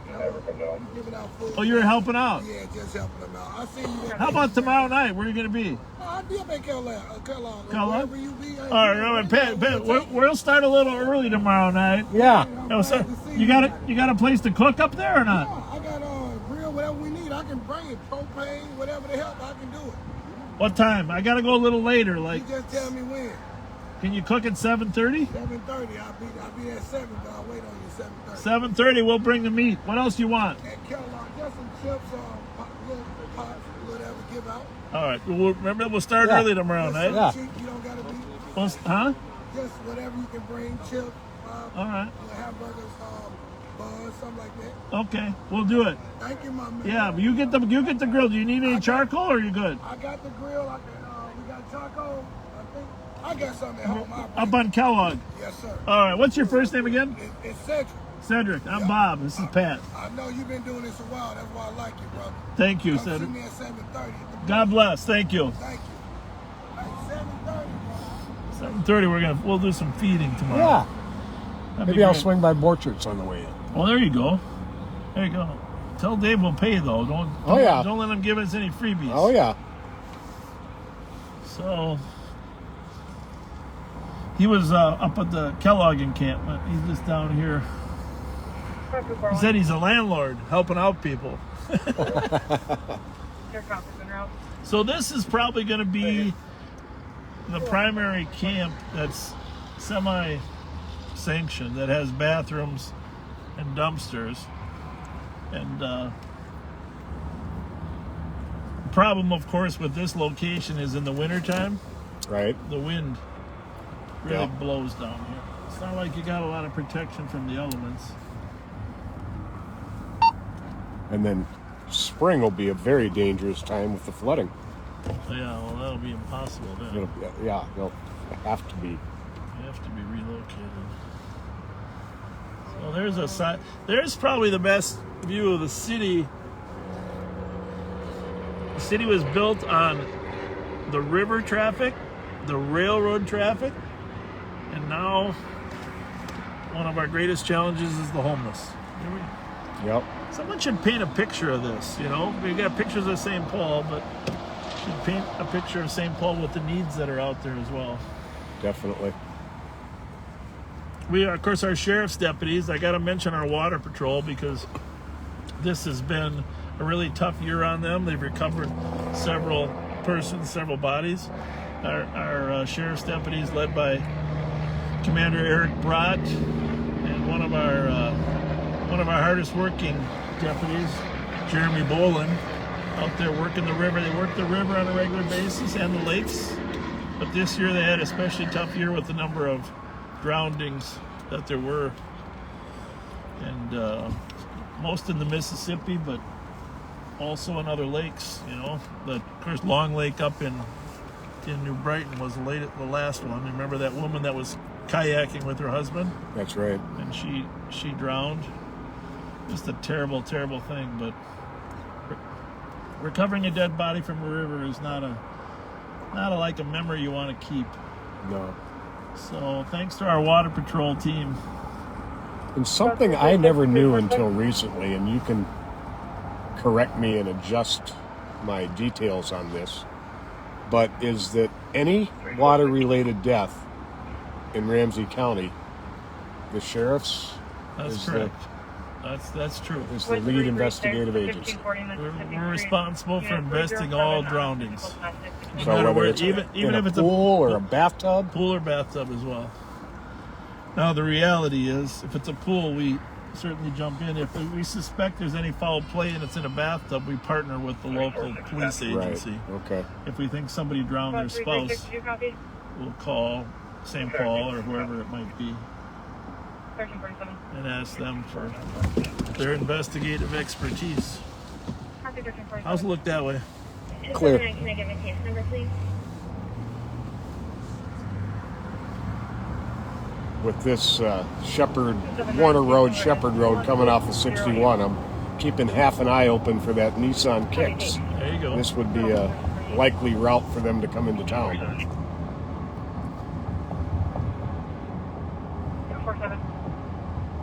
Go down here and pop up on 7th Street. 10th and St. Peter.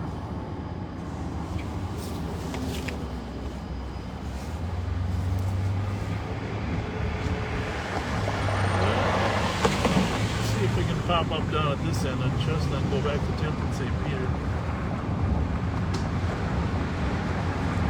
For those of you that remember the old Sheriff's Department, it was right here past Wabasha, the Wabasha Bridge.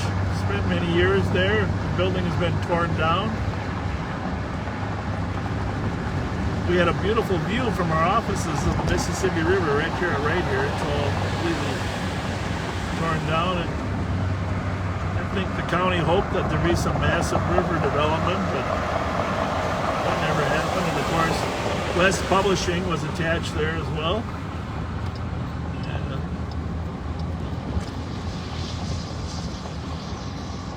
Can we get up this way or not? No, we can't. I think the ramp does come out on the top, but we'd have to go through 7 layers to get there. 247. Clear. Right here, down by the river, across from Harriet Island, is where I proposed to my wife. Watching the fireworks. I think I mentioned that before. 250. We're in C6. The fireworks at Harriet Island. Very nice. 4th of July, 2004. That would be a memorable way to do it. One of the few times I think I actually surprised her. It's tough to surprise people nowadays. So we're going to 10th and St. Peter, right? Right. I'm going to read that call. Yeah, we've got a call of suspicious activity. A male looks like he's trying to get into a black SUV or Jeep with no plates, parked on St. Peter. The guy trying to get in is a black male, 45 years old, 6 feet, stocky build, with a blue coat.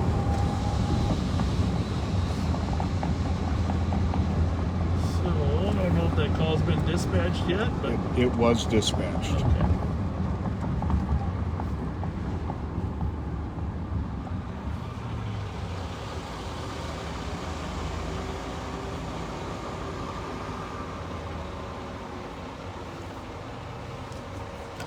We're right outside St. Paul City Hall, Ramsey County Courthouse. Deputies are in there. Our Sheriff's Department is responsible for the safety and security of the courts, of the court system and the judges.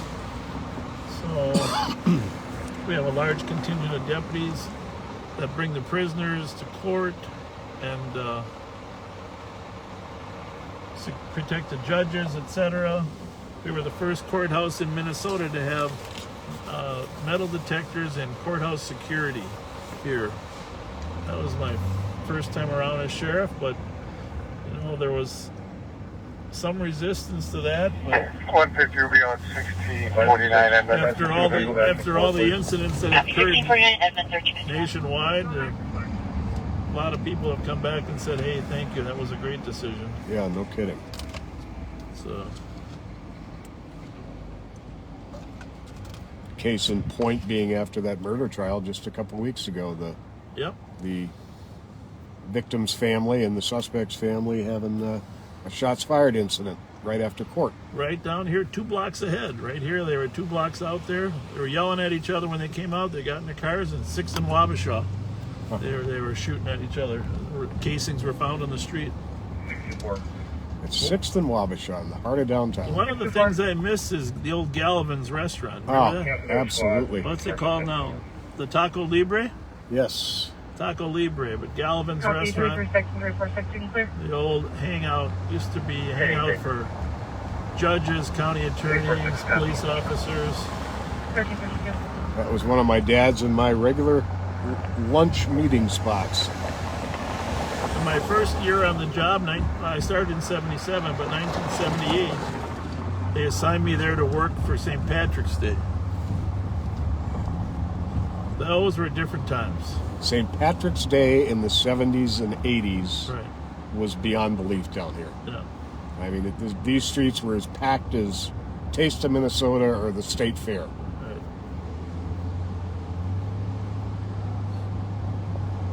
Remember Gallivan's had the round table where all the judges and favored prosecutors would sit? There was one judge that drank a little too much at lunch. I'll let him. He shall remain nameless. Yeah, we'll leave the names out. Ended up costing him his election because he was a little too intoxicated to conduct business.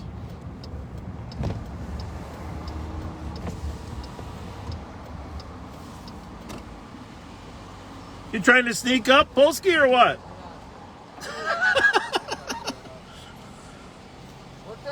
Are you trying to sneak up on him or what? On who? Well, did you get a call? Yeah. Yeah, I'm going to a call.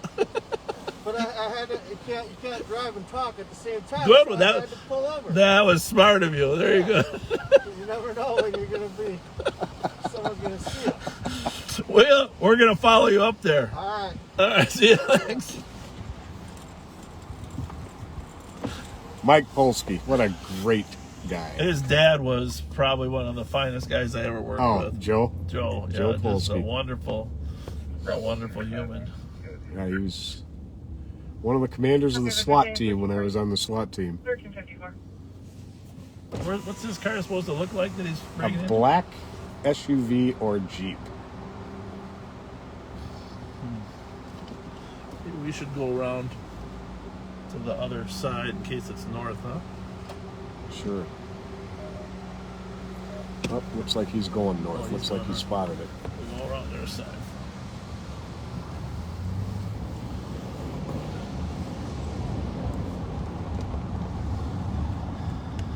Well, sometimes you gotta just have a little fun, right? Clear. Black SUV and Jeep. And what's the suspects look like? Black male, stocky build, blue coat, I believe. He didn't have red pants, did he? Don't believe so. At 11:31. No, blue coat and a backpack. Copy, 1355.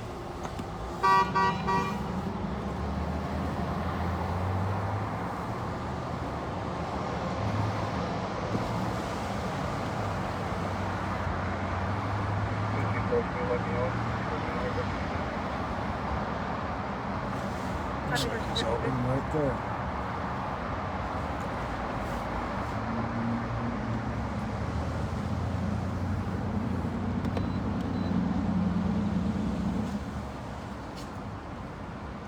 It's probably his car, huh?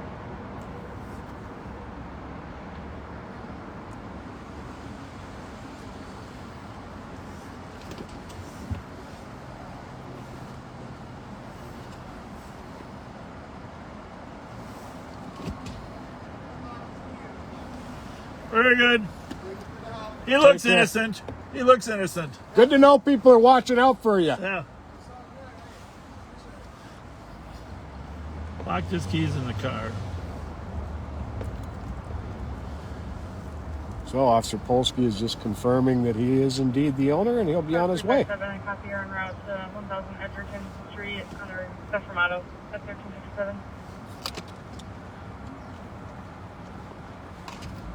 Humor used to be a bigger part of this job. Oh, absolutely. You know, I mean, good-hearted razzing and of each other. And what we got here?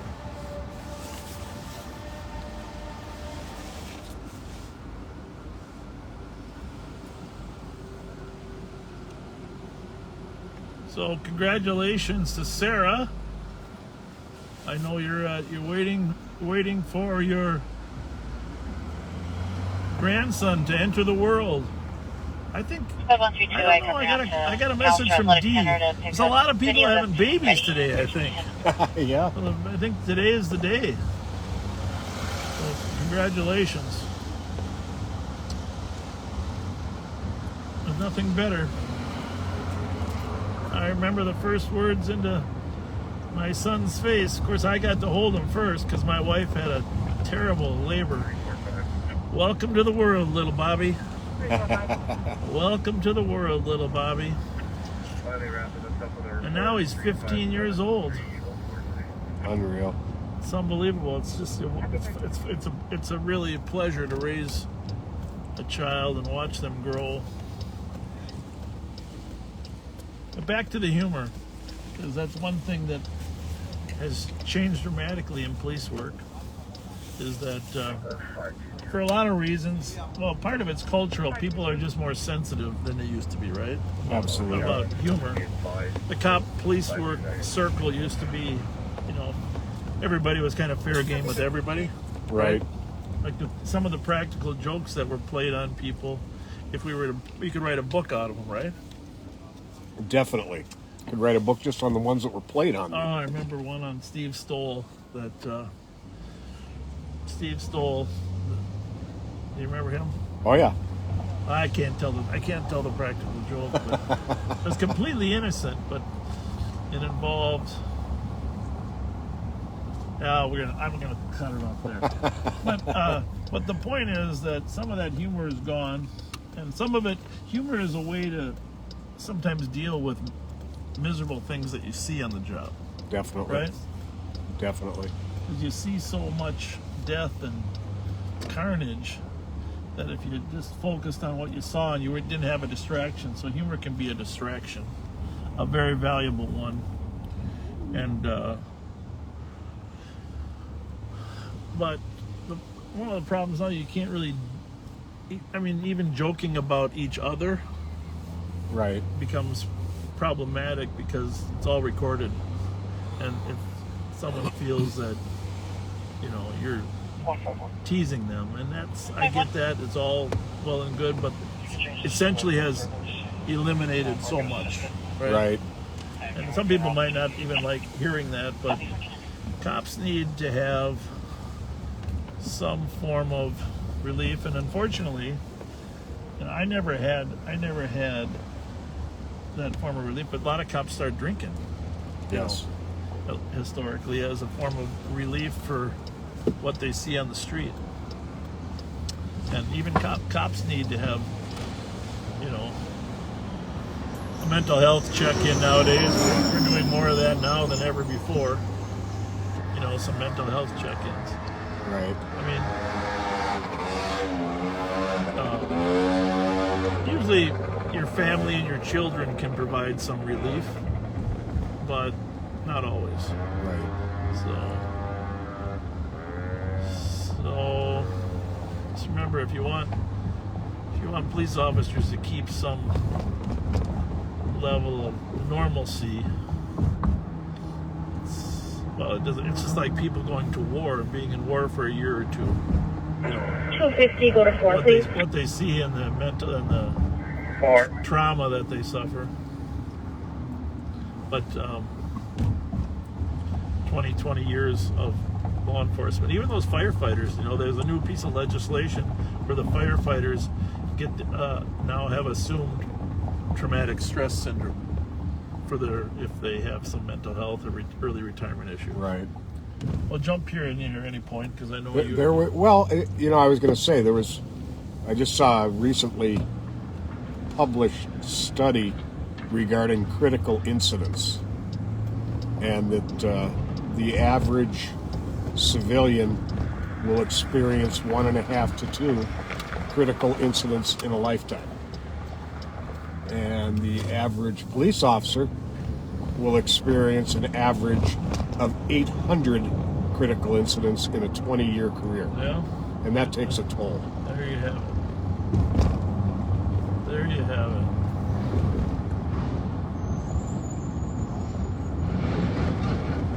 Well, obviously, this is where the traumatic stress comes in. Last night, there was the peaceful protest, and then there was a splinter of 150 people that went to the 5th precinct. Right. And all those cops working in the 5th precinct, what would you expect they would think? They're going to try to burn down our precinct now, right? Just like they lost the 3rd. And unfortunately, they did shoot a large firework up onto the roof. That was a loud explosion with a big firework. Well, it didn't start the building on fire, but I mean, when you're in the building, you don't know the intent of the group. That's a stressful situation. Absolutely. We're going to go down to this 245 Richmond call. Maybe you can help me find my way there. Oh, yeah. That is going to be right down by 7th and St. Clair by that, I know it's here somewhere. that little liquor store, right at the corner of 7th and St. Clair. That liquor store was the first call I ever had. Working with Danny Carlson, my first shift. Officer, St. Paul police officer Danny Carlson, November of 1977. We're working down here. First call was an alarm, robbery alarm at that liquor store. Really? It's funny how you remember your first call, right? Right. Of course, it turned out not to be a robbery. It was a false alarm. I'll be clear to that. Your first call. Very first call, right here. I don't know what it was called then in terms of... We're going to take a right on St. Clair. I'm going to drive through the liquor store because I remember Danny Carlson zooming in here, right here, parking right here, jumping out to see if the place was getting robbed. First call. 279, do we have anybody? And that was first call while on FTO, first day of FTO. Really? Yeah. This is Richmond, and we're going to take a right. Which oh, wait a minute, 245. Right there. 279, go to 4. All right. And we're here. What's the call there? Male knocking on doors. Just random doors. Caller's concerned he may be trying to burglarize a house. Black male in his 40s, 6'2", skinny, green winter hat, gray sweatshirt, gray jeans. Has a bicycle.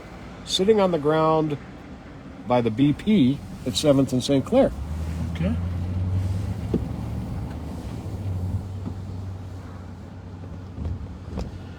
I guess I should have read the call before we got here, huh? Sorry about that. That's all right.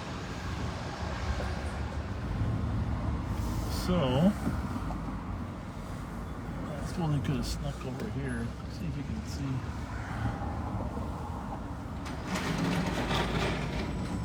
Coca-Cola truck looks nice, shiny, clean. 529. See him over there? Nope. 529 assisted with 2400 Phoenix. I do not. 1406.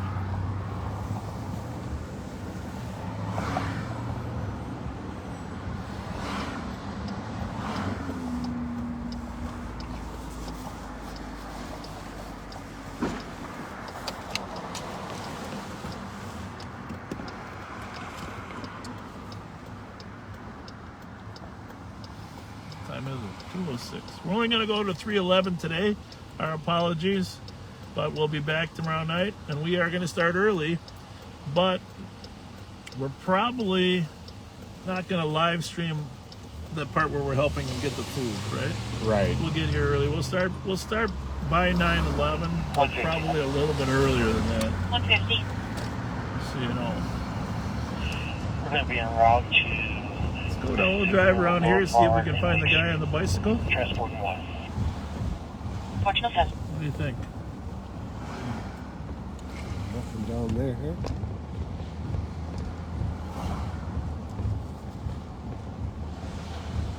We're on St. Clair. We don't get down here very much. For those of you that grew up in this area, this sort of South Highland Park area.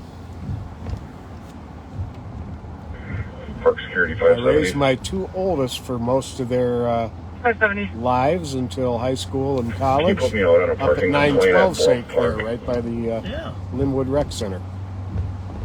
Okay, fortunate 7.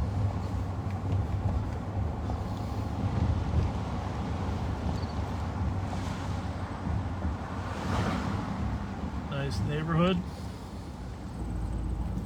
Relatively crime-free, although certainly had a spurt in the last 4 months.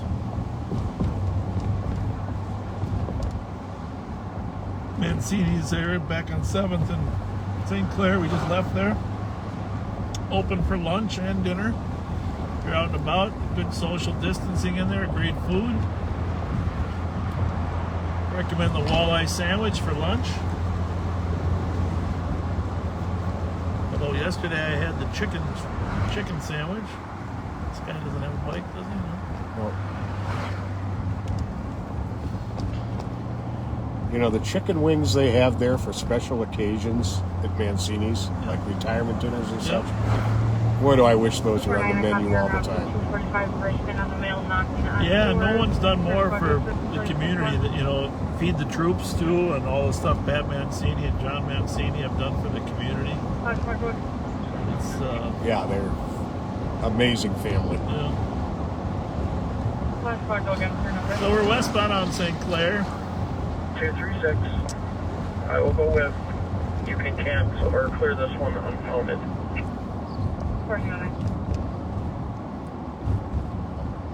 So we're hitting Victoria here. We'll probably head up 234. I'll do it. Victoria. Happy 409. A lot of cars on Victoria because it's kind of way to cut over. Down to Benny Hill there, down the hill.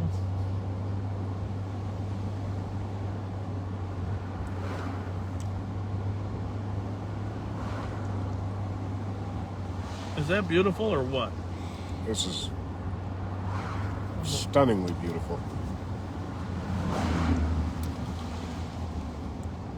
I'm going to put this on 1. What do you got? I'll go to 3. Okay, this will be on 2. So we're not going to broadcast the locations of any of these things, but just know that right now as we sit here, your police officers from all around the metro, state patrol, Ramsey County Sheriff's deputies, as well as other helpful Sheriff's Department are preparing and meeting right now to discuss how to prevent personal injury and massive property damage that could potentially come out of some of these events tonight. And typically, you know, during the daylight hours, the peaceful protesters are well behaved, even though there's some hostility, they're usually well behaved. And then of course, as darkness comes upon the town, there's always a faction that choose a different course. It's a nice bread and chocolate's got some tables outside, people eating outside in October. By the way, I put it on your calendar. We haven't announced this yet. I'll just kind of, the Sheriff's Department and the St. Paul Police Department are going to do a joint drive-through trick-or-treat. Oh, nice. Drive-through trick-or-treat. Kind of like a state fair drive-through, but we're going to do a drive-through trick-or-treat for kids. Copy Plano 1 Lafayette, frontage road. On Halloween Day, Damage 1411. like noon to 5, before Halloween starts. We haven't set the time, but basically you'll be able to drive through. We'll have costumed characters greeting kids, and everybody will get a bag of candy.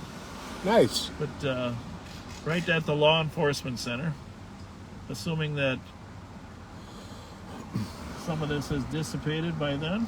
So we know that most kids can't go out trick-or-treating, so we want them at least to come to see some trick-or-treat characters, and they can wear their own costumes. We'll take some pictures of them in the car as they go by and post them on our website.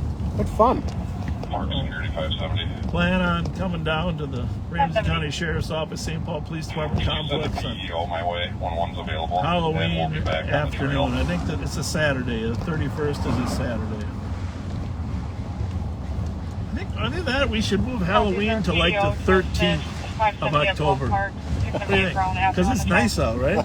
Yeah, it is. I think that would be simple. I'm sure it's tied to some weird historical satanic day or something, but I think we just move it up to a nicer day.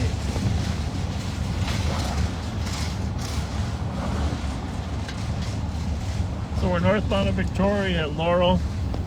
Negative response. We'll send one when there's available. Drive by where the young man was shot in the head last night.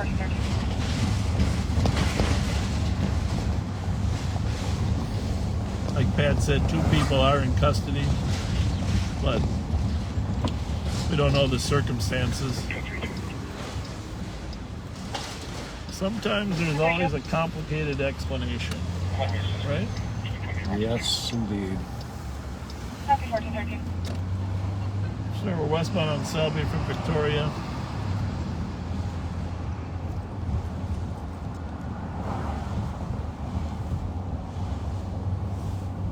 Channel 1 for 698.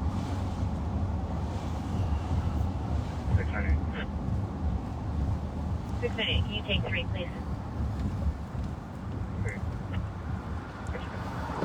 So this is now an ice cream eater. It used to be the Golden Time, but the Golden Time has moved across the street.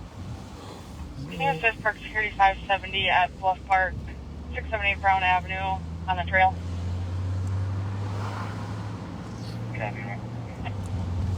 Happy 1414. People are out. You got that one.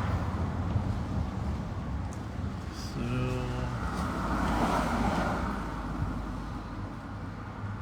gotta pull over and send a text. Oh, that's what I was just forwarding. I was going to forward that to you. I got that too.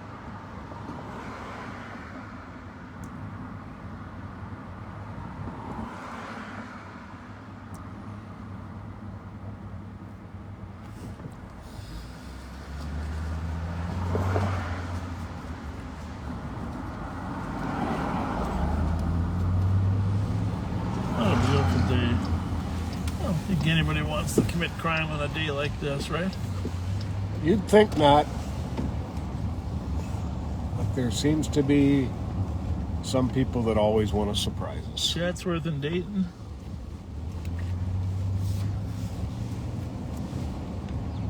So remember, start collecting your warm clothes for the homeless. We'll have a collection point announced sometime next week and try to get them. Everybody's doing their part. The county's doing their part by providing a new location. The city's doing its part by helping with some day space. And we all can do a little bit by just helping out with some clothing. Go by the... Pardon me? Should we go by this place over here? Oh, yeah. We gotta go down to the White House. Not the same White House the president works at, but the White House or the White Box. The old Pioneer Lodge. Pioneer Lodge. Can you log me out, please? Happy 1413. Let's see if you guys are watching in there. Come on out and visit us. Got some friends that hang out there during the daytime.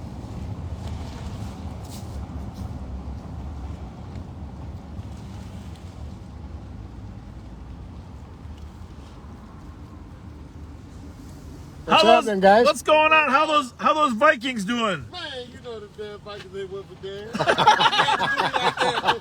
You have to do me like that. Hey, they won the last one. They won the last one. He ain't look that bad, but shit, he overthrown a couple. No, But well, that offensive line ain't went for shit. Hello? well, I hate to say it, but it depends on which Kirk shows up. You know what I mean? Yeah. You know, he can be really good.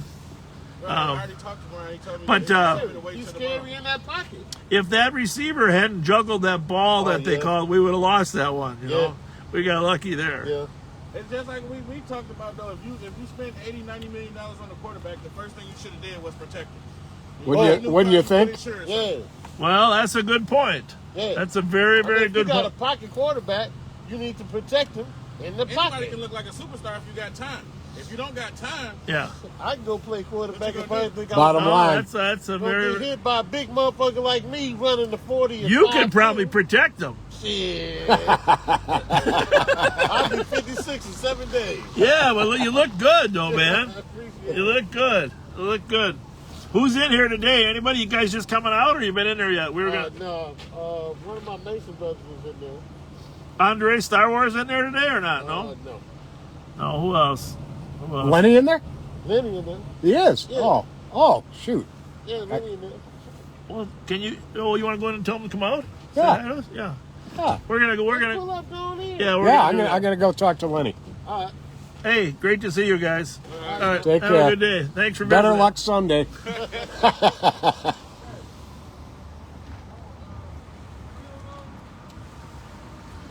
I'll let him know what's going on. I'll be right here. All Come right. on in. Tell me we want to make him famous. If I don't come back soon, I must have found some good food. Yeah.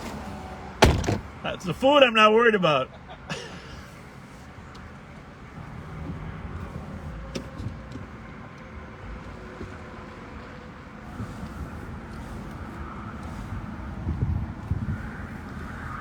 So it's a nice little hangout here. How's it going? Good to see ya.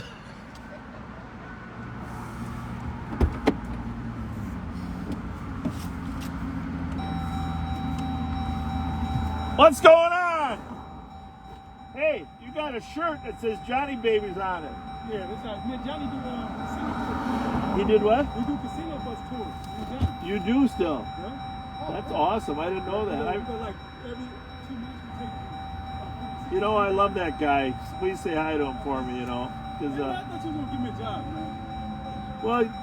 well, there's a line.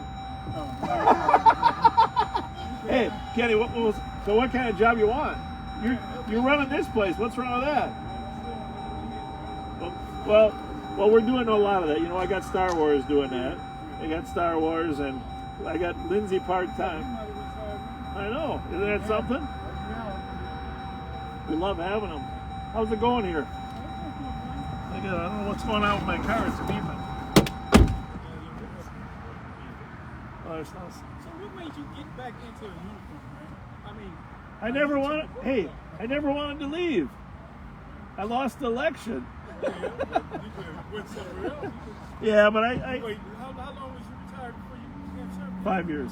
5 years. That's all? Well, it was 8 years I wasn't sheriff, but I went back to work at St. Paul for 3 years. So I was working there for 3 years, which was great. I got to know all the young guys, you know. So how are those young guys? Do you need... Everybody's doing it. I don't know. Maybe about half of them. I don't know. Yeah. Well, you let us know if you need any help at all. I've been seeing you grinding at night and stuff. Well, we're live right now, you know. He told you. Yeah. You know, this has been good. You having any problems down here? It's all good. What time you closing up? We come by at night.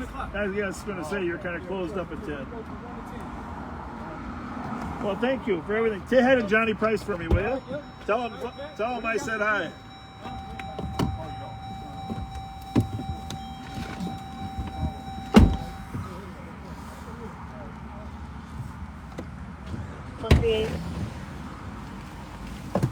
Well, that was fun. Yeah. I always Yeah. Always like Lenny. 665 Good. There we go. Lenny's. Muller is a juvenile, says that a male is messing with his mother. 665 Thomas. Got it.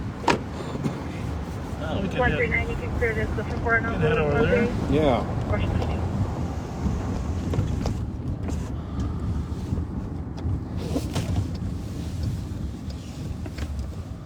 I thought they had a little food set up in there. I guess they don't.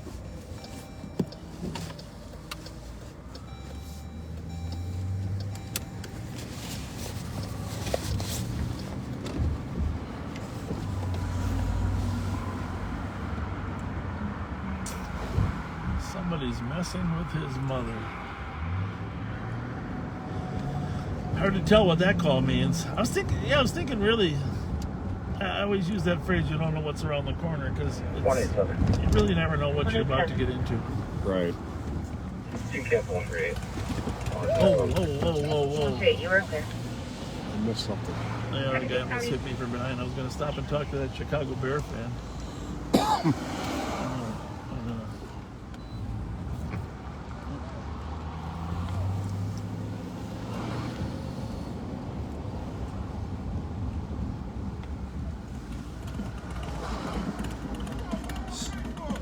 Well, because I saw a Chicago Bears fan roaming around Victoria Street. What's going on? Huh? The only other one I know is Star Wars. He's always wearing that Chicago thing. Hey, maybe you can give us some grief, but you guys are paying $20 million a year for a quarterback to sit on the bench.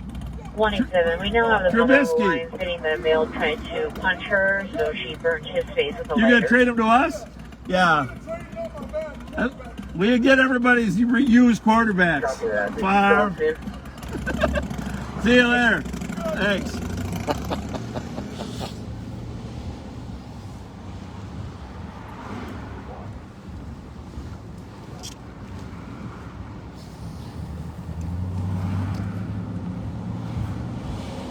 Well, that seems like it escalated a little bit on Thomas. What's happening now? The mother is on the line now, said that the male tried to punch her and she burned his face with a lighter. Oh, that's not good. So now what, is he really still there?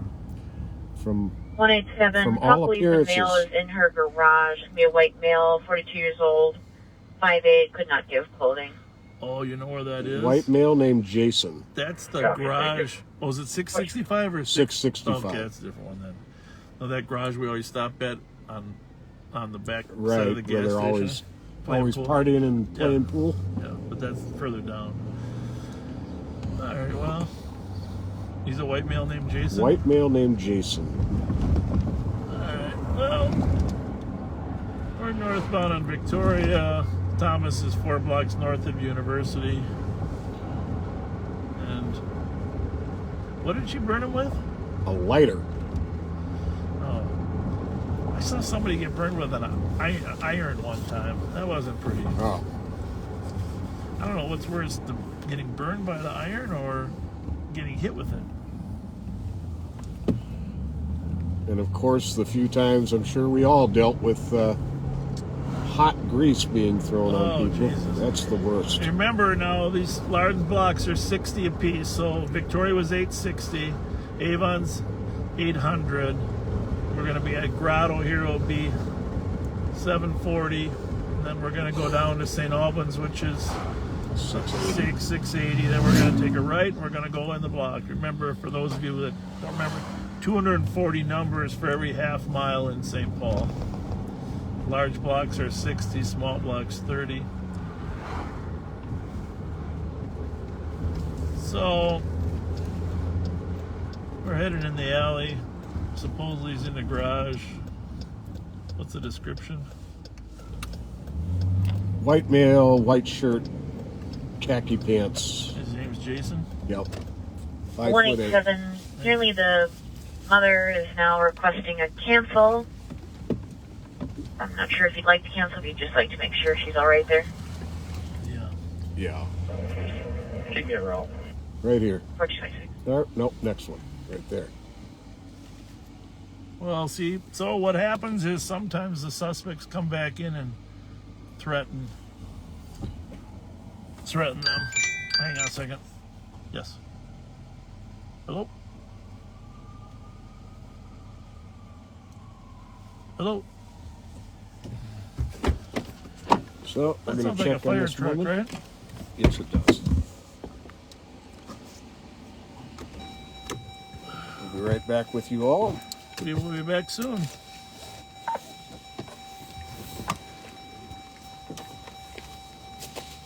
Hello?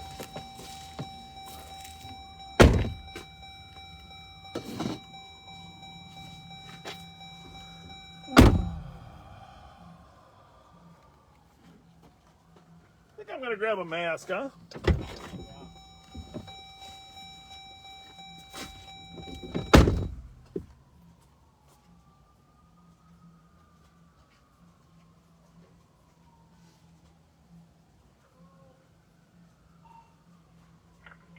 I'll be in the alley on Thomas. 2400, I copy. 1427. 187, I'll be out front. Copy.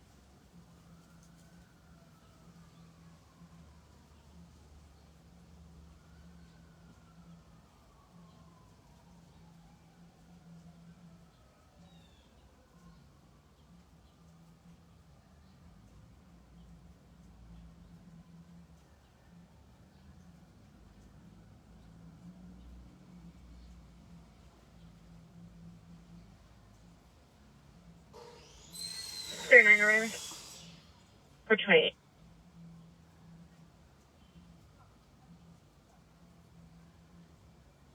4494 arriving. 1428.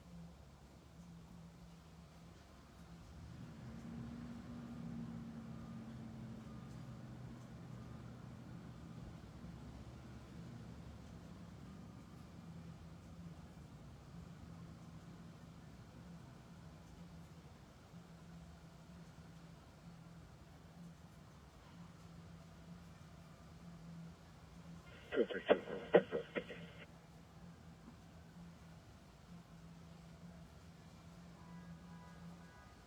232, go ahead. 232.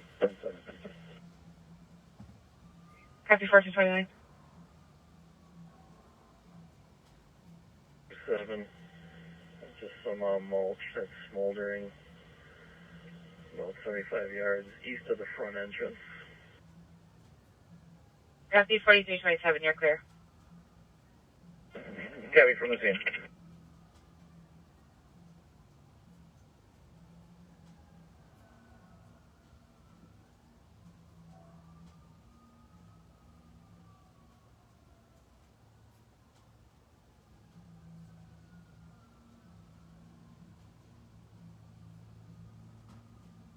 Squad 142. 142. When you're finished with your PPV, can you head over to Station 18 and close their overhead garage door? They left it open and they're all out in the nearby incident. No problem. What's the address for that? 681 West Uni. Okay. 4230.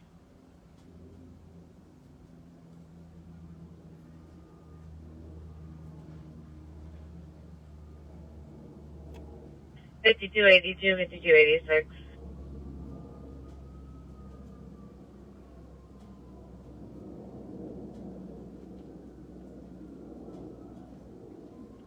$52.82. 52.86. DOC 1152 County Road, C2 West. Bicyclist throwing banana peels in the collars. A 6-month come chased him from the address 20 minutes ago. The white now 30. Well, we met the St. Paul car at the front door there. 130, I copy onto the disturbance, 283 Aurora Avenue for vehicle with loud music at 1431. We met we saw a party walk in. It was a black male actually walking in the side door. Once he got in there, they locked the door, which was a little bit concerning.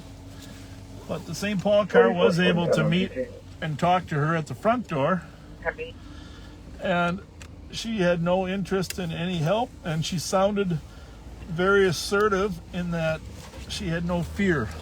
Correct? Would that be yes, and if there was a reoccurrence, she was going to take care of it herself. Sounded like she was ready to handle it herself. So.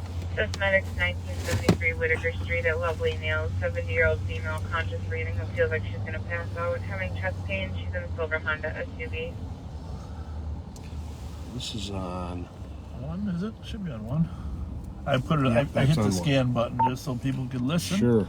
While we were out of the car. So I'll put this back on 3.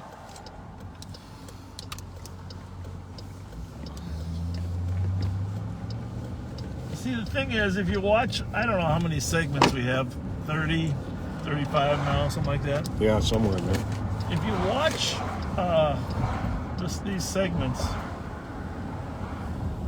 you're going to see that historically, cops have had great relationships with people out on the street, right? Oh, definitely. And, you know, whether it's Kenny Christensen or whoever. Alarm. 476 Herschel Street, Unit 8. Covering entry exit. Even the people that we used to arrest, you know, we continue to have good relationships with, because they were only dumb 5% of the time. Right. And those relationships mean a lot to long-term community policing. And so cops need time to be able to go do that. You can't be going from call to call to call. In fact, you know, Mayor Fry said that last year when they were looking at adding more cops. You know, you can't be going from call to call to call and still building community relations. You got to have some time for some interaction. So that's a big piece that's missing. You know, sometimes we say, oh, these young cops don't do it well. It isn't that they don't want to. It's they don't have the time. They don't have the time to do it. So we have the time. Mm-hmm. It's a big. Let's go out here in a 455. There was a shooting up here on Maryland again. A shots fired here, right? Right. A couple nights ago. Yep, 455, I think it was. I got a feeling it would made it. I know that it was the apartment buildings on the north side, but the store is on the south side there. Right. But anyhow, long term, this is the thing.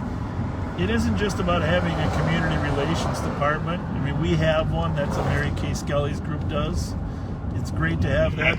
But long term, it's every officer or deputy having time to do work on their community relations, right? Yep. So we got to figure out a way to get back to where we were. You know, on that note, I actually have a couple people who are Facebook friends who I sometimes see socially, who I sent to the penitentiary during my time on the job. Right. But there was a mutual respect. Right. They knew I was doing my job, and in one particular case, they think the fact that they got sent to prison saved their life from the streets. Amen. Amen. So the day in, day out connectivity of cops and people is really the future of our industry. But if we keep cutting back the number of officers, we're not going to be able to. It's ironic that people think cutting back officers will increase the community. I don't know. Will decrease police negative reaction. In reality, it's the opposite. Exactly.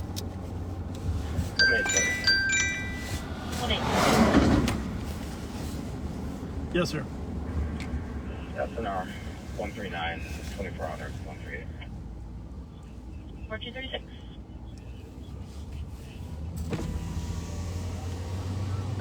Okay, we can do that right now. Then I can get it. Then I can get another look at him too. Right? We'll be there in about 10 minutes. For PC on the regions, called by the Bravo. Well, is he willing to say much or just say hi? Pick up for egg robbery. No, I get that. Copy, is he already custom? Yeah, I get all that, but I just wonder, is he willing to talk to us for a while about other stuff? No, he's not. He's probably walk out here though. Just ask him what football team he's rooting for. Actually, with injuries, Marshall Avenue and Creek Avenue North. Male has struck a sign. He's possibly experienced a medical emergency in a riverside Highlander. We're gonna swing by Willard's. Oh, okay. The guy there that wants to introduce himself to you. Come in. Okay. Do I know him already? Squad 746. Probably do. Just forgot. Okay. So we're at Maryland and Rice. Can you pull me About to go south on Rice. There's the littlest motorcycle in town. going to be Lorian and Cayuga. You can give us central boss code 4. 204. A mini chopper. A mini chopper. That's right. That's exactly what that was.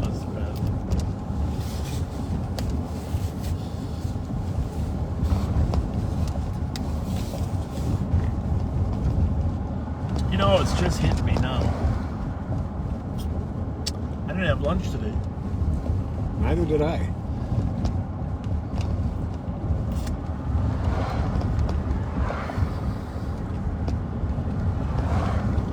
Anyhow, before we got that call, just rest assured our deputies and officers are preparing and doing their best to try to minimize the use of arrest. You can leave 6980. It's always better if we don't have to arrest people during any of these protests.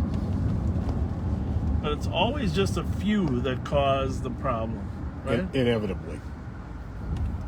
Throwing fireworks on top of a precinct, tearing down the fence that's around the precinct, all those things just cause police to need to respond. So, because if you don't, you can't predict how it won't escalate. By the way, I talked to a source about where those shots were coming from. Yes. We can talk about that later. I looked.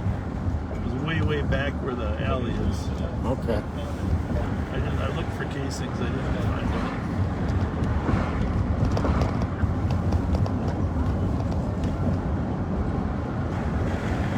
Tomorrow night we're gonna give some pizzas out, huh? What do you think? Besides the food that we're doing? Sure. In the westbound lane, and then there is.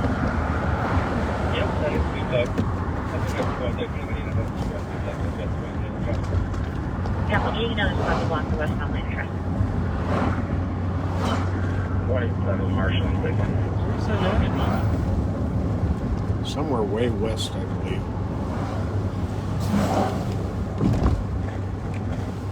345, 354. 345. Well, I hope by now you've finished your lunch. Even within 19 meters. Send a message saying we couldn't make the call back as completed. The phone number is associated with that address from a previous time. Probably should go back to work. Possibly diabetic.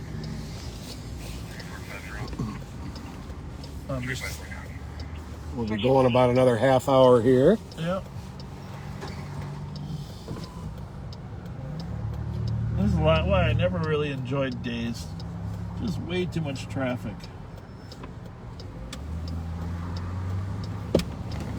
You worked days toward the end for a while. Yeah, right? I spent about my last 5 years on days. It was nice that you could actually recognize people you were looking for when they drove by you. Yeah. That was one thing that was nice. Yeah. And when people did run from you, almost always caught them. Yeah. Or the younger people who could run fast, who I called in, would catch Yeah, them. it wasn't you that caught me. I was great at coordinating the search effort. Yeah, you still are. But the thing is, you can't run with a cigarette. Oh, you'd be surprised. I've seen you in action with a cigarette, but not running. Yeah, you and Chloe were mentioning that the other night.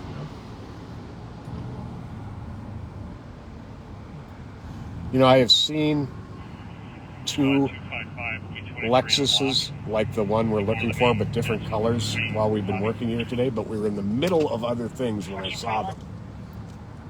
And I didn't get a chance to point them out.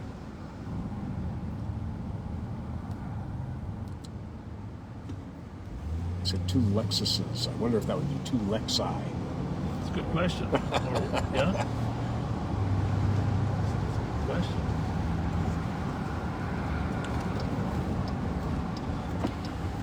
Will you enter Bravo Foxtrot? Right like that. Oh, yeah. That was one right there.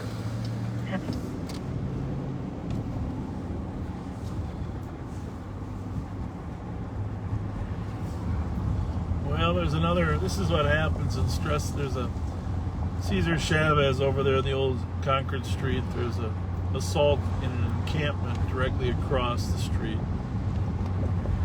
It's on the west side. Right. We're not going to be able to make that, but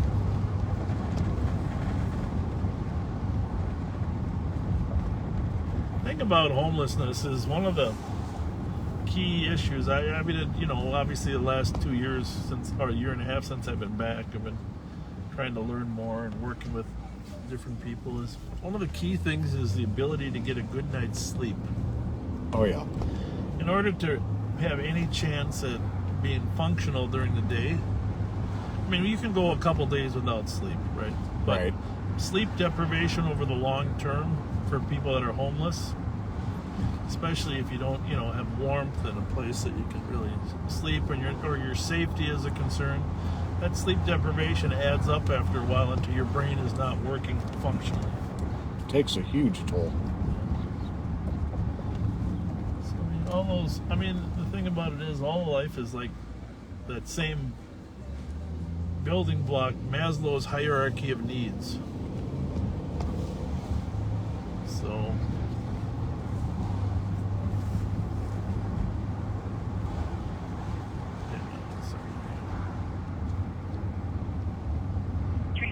342.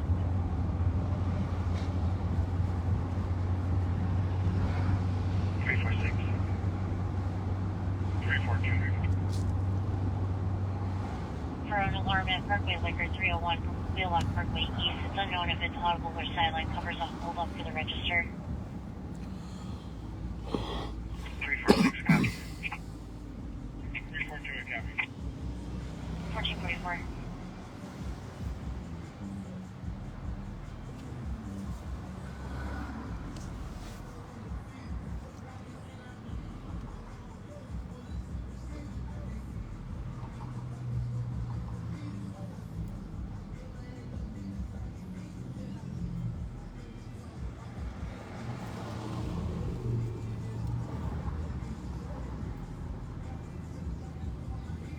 So we are westbound on Thomas at Dale right now. Now, refresh my recollection. I'm pretty sure when we were working, that was started out as a 7-Eleven. Yes. Does that sound right? Yes, I know it's been Speedy Market for a while, but the only reason I know that Thomas and Hamlin was a 7-Eleven for sure back then down there. Yep. Definitely. Now 7-Eleven went away. Super America came. Speedway came, but now 7-Eleven is buying all these. Yep, they bought all the Speedways. So their 7-Eleven is making a comeback. So there you have it. I hope they change the name back and go back to the good old red and white sign. Well, I'm just going to tell them that we want them to call the store 9-11. Because 7-Eleven used to be the hours they were open from, but now it's... Maybe we'll start at 7-Eleven in the future. Okay, I'm really curious as to who this is. Who wants This to is say our old friend Mississippi. Oh! So let's just see if he comes out. Tell Mississippi to come on outside. I'm going to turn the car around. 15-second delay.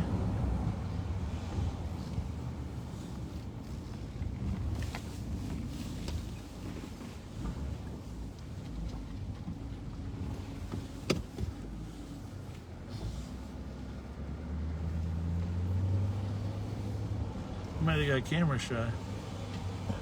It's a nice Escalade there.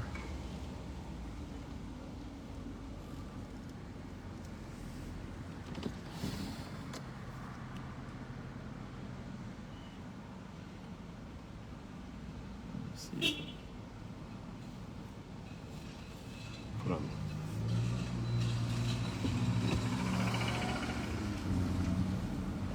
That's him. That is him. What's going on?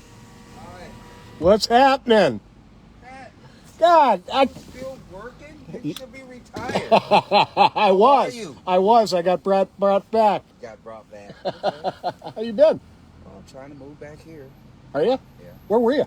Arkansas. Okay. Yeah, I had major back surgery. Cold weather got to me, but healthcare is poor down there. Man. I had eye surgery. They screwed up my eye.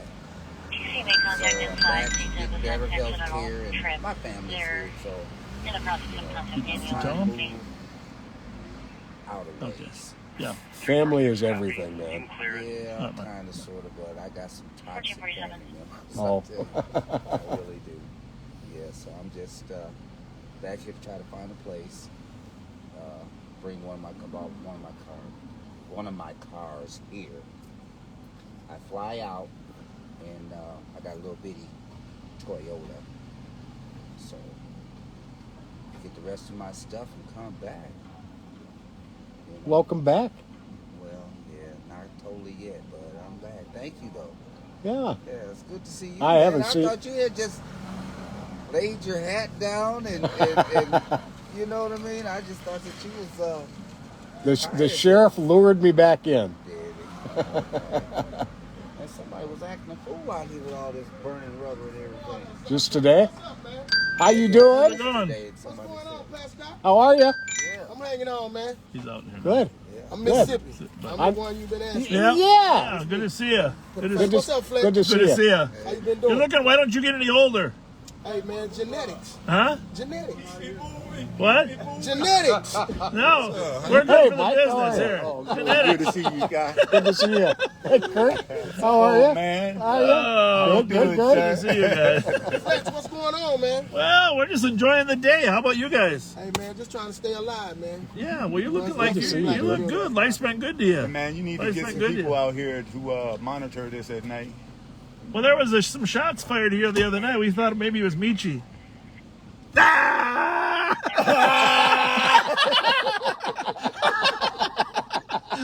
Where you going, man? We still got ears to the pavement. Hey, man, all I want to do is go home and raise my kids, man. I don't want no smoke. I had enough jail time. I had enough involvement with y'all. I don't want that shit no more. I just want to Hey, go home. well, here's the thing. Michi's been shot 9 times, so his lives are gone. Shot by the right motherfucker. That's all I can tell you. Man, 9 times. Listen to me. He wasn't shot by the right motherfucker. That's all it was. You know what I'm saying? Anyhow, what else are you guys up to? We should put a barbecue out on the street here. It's nice out Do it in tonight. the back. We're going to tailgate this Yeah. weekend. Yeah. Game. Are you? It's all good. You know how we do. Hey, so what's up? You having a fundraiser this year? I know you you ain't up for election this year. No, COVID kind of ruined that kind of stuff. So we're just out. Yeah, because I was at the last fundraiser for you. Well, thank when you. we were downtown. Remember? Yeah, I remember now. We were Yeah. downtown. There went Nathaniel Kalik. Oh yeah, there he goes. It's all good, man. Yeah. Y'all just know, I'm giving y'all my word. He did like this. Yeah, we appreciate it. Hey, Mississippi, good to see you. Good to see you, man. Take care. Hey, listen. There was nothing other than concern about you that was behind that. I hope you know that. Yeah, okay. I understand that, and you know, like I told my friend, you know, man, I've had enough of the bullshit. Yeah. You know, so I try to be on the straight and narrow. That's why I hang around with people like this guy right Yeah. here. You know, That's a good man to be hanging around with. You didn't go to Tartan, did you? My son does right now. He did, huh? The one we met. Yes. Hey, thank you. Take care. This. Ready for football. He's getting all this pub. He's got write-ups and everything. So they start the hybrid this week. Okay. He went to class with a kid that got diagnosed, so he can't play for 2 weeks. The first game, No. First game tomorrow. Oh, sorry about that's that. a bummer. You telling me? What's your son's name? Curtis Favors Jr. Okay, yeah. Because he's junior. Okay, Curtis. I'll tell you something, dude. Impressive young man. He's a good dude. You and Arlene do good kid. He's a good boy. Yeah. He's a good boy. All right, well, he won't get an academic scholarship like his sister. But that boy can lift some weight. No, he's a good student. I was in Polar, North St. Paul. Years ago. That's been the challenge all last year. Oh man, it was bad. Football and basketball. They actually beat Tartan regular season twice in basketball. Make it to the playoffs. Tartan tore their ass. Yeah, we enjoyed meeting your son that night over there. That was really cool. Yeah, nice young man. So, congratulations. Thanks to her. Yeah, well, that's always, the women always do the heavy lifting. Whatever you do, you never listen to your dad, boy. You hear me? Hey, how late are you going to be in here today? I'll be here for a few hours. I might be back.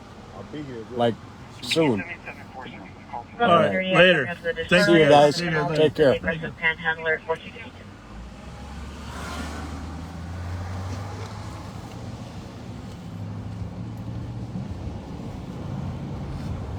Well, what do we got going here? All right. So we're eastbound on Thomas.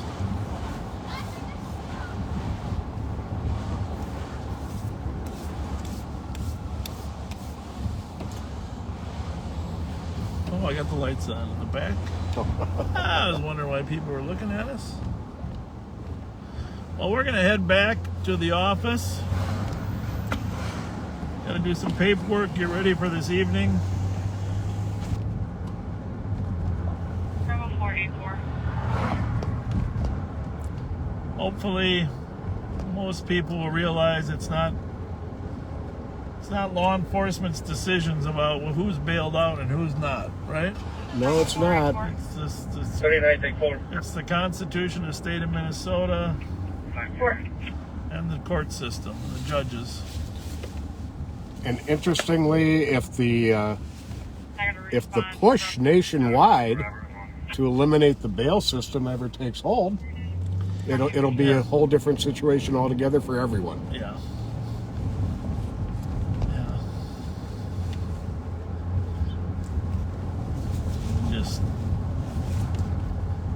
Just do our piece of the puzzle. American justice system is a complex fabric. That is the truth. Courts, attorneys, still the finest system in the world in terms of protecting the rights of the accused, which is always, top priority to make sure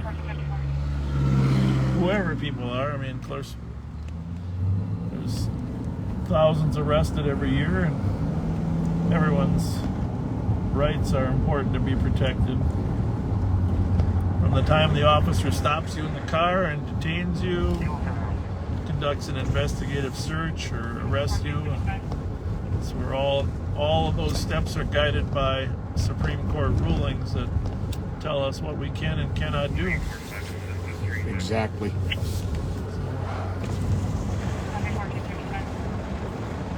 Three branches of government: legislative, executive, and judicial. And we're really a part of the executive branch. And that actually sounds kind of distinguished. We are of the executive branch of government. Yeah. It's check and balance in America. If for some reason the executive has too much power, then the legislature drafts laws to change that, Yes, indeed. And if the courts continue reviewing the actions of police officers to determine if they're consistent with the United States Constitution and the Minnesota Constitution. And of course, there are provisions that the Constitution can be amended, but it takes, in the United States, it takes a significant amount of heavy lifting. But even in Minnesota, the Constitution can only be amended by a very high percentage of voters when it's placed on the ballot, Right. So there aren't many constitutional amendments unless they're really semi-popular. 377, I copy your route to 2197 Old Hudson Road, the Cook Foods. On the comp saying the machine is refusing to give her coins See back. the cathedral Like ahead of us? See the cathedral? Absolutely beautiful, beautiful church. Can you have 150 call me? Well, I know there's a million places we didn't get, a million things we didn't see, but Scope 150, do you copy? good news is St. Paul is relatively peaceful today. Yes, it is. But just keep remembering that in order for police officers to really build community relation, they need some downtime. A minimum, they need 20% downtime. Ideally, a third.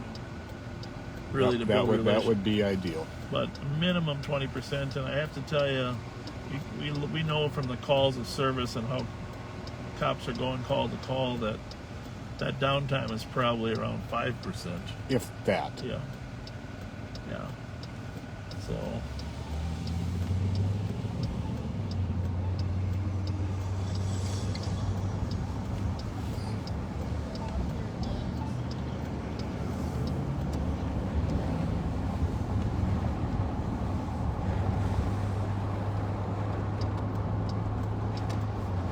We got about 10 more minutes. We're going to kind of roam through downtown, maybe by the Capitol here for a few minutes. 139. 139. Clear out the region.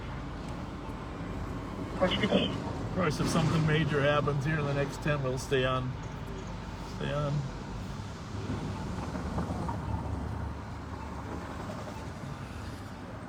169 November Juliet Zulu.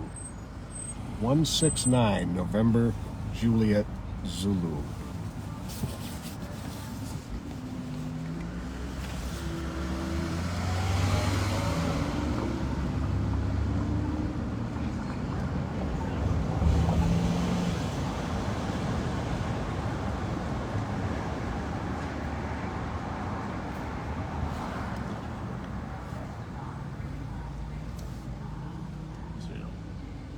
Joe might be. 1354, I copy your route to Potions planned around the area check for a silver Nissan Sentra at 1459. Yeah, we all look forward to the day that this gorgeous state capitol building doesn't have a chain link fence around it, right? Yeah.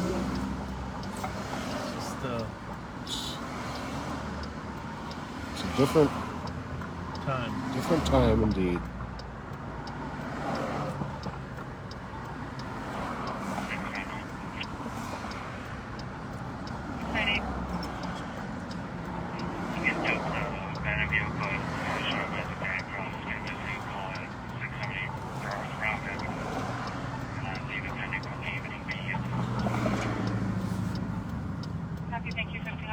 The red arrow does not want to change to green. No, it doesn't. 150, clear last one assist over in Ross team on a detail. I missed it.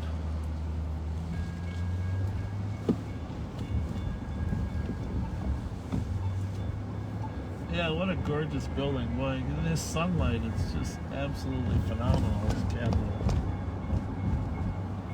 It's gorgeous. Stunningly beautiful building.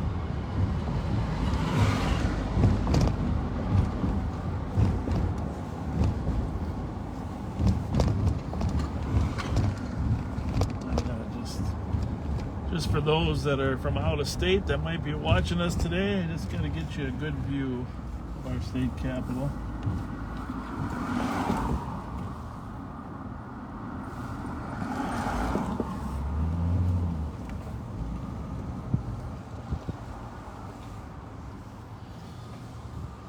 Yeah, that's a good shot. Does that look pretty good? Yeah.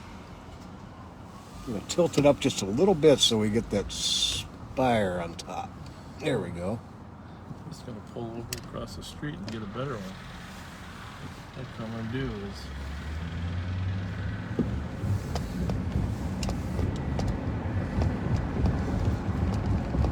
a little U-turn here. Up on the plaza. What do you think? Yeah, that'll be great. There's the Minnesota State Capitol and its full grandeur. And gotta make sure we can Beautiful building. protect that asset. And that's where the legislature meets and the governor works, and if things need to be fixed or repaired in terms of reform or changes, that's where it takes place.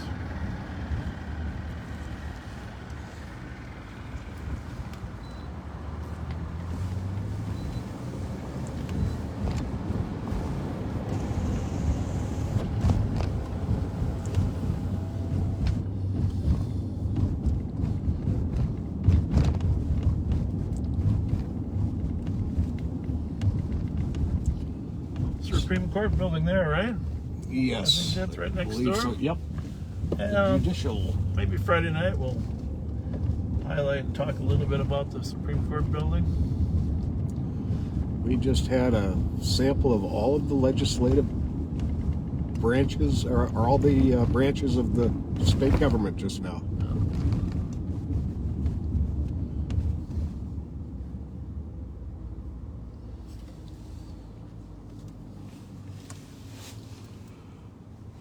So just as a reminder, on tomorrow night, we'll be going live no later than 9:11 p.m. Might even start a little bit earlier tomorrow after we meet up with some folks we met. And bring some food and have a little barbecue. Yeah.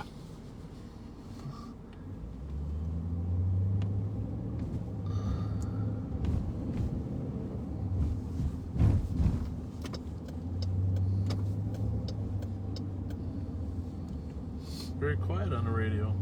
Yeah, it really is. Very quiet. Don't think you should have said that Q word, though. No.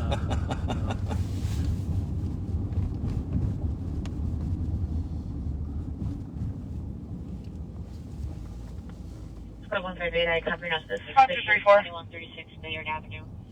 Check the area for a silver Honda. St. Louis Church right here. When the police department was down there on 11 Cedar Savage Street, the Christine Liquors for an assault. Looks like we don't have a victim. Cop is no longer on scene. We can speak with an Indian female in a wheelchair as a witness. Would you like a second car? A lot of police officers used to go down there for mass, noon mass during the work day down there. Quick Yes, little indeed. 20-minute mass down to St. Louis.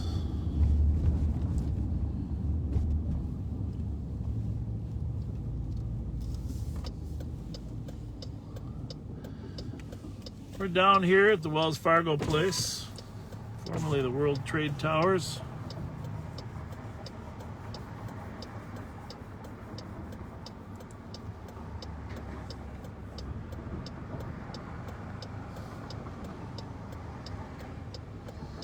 Town Square there on the left. Mm-hmm. That was quite the place when it opened. With restaurants, nightclubs, a lot of stores, high-end stores. No.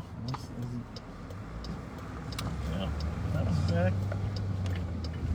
George Latimer, Rudy Perpich. Rudy was the governor, George was the mayor, and they were able to finance some significant development down here. I'm predicting people are going to come back to St. Paul if they leave Minneapolis. There you go.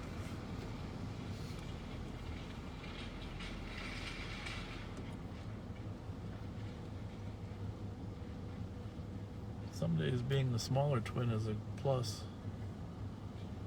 I like the personality and character of our town. Yeah.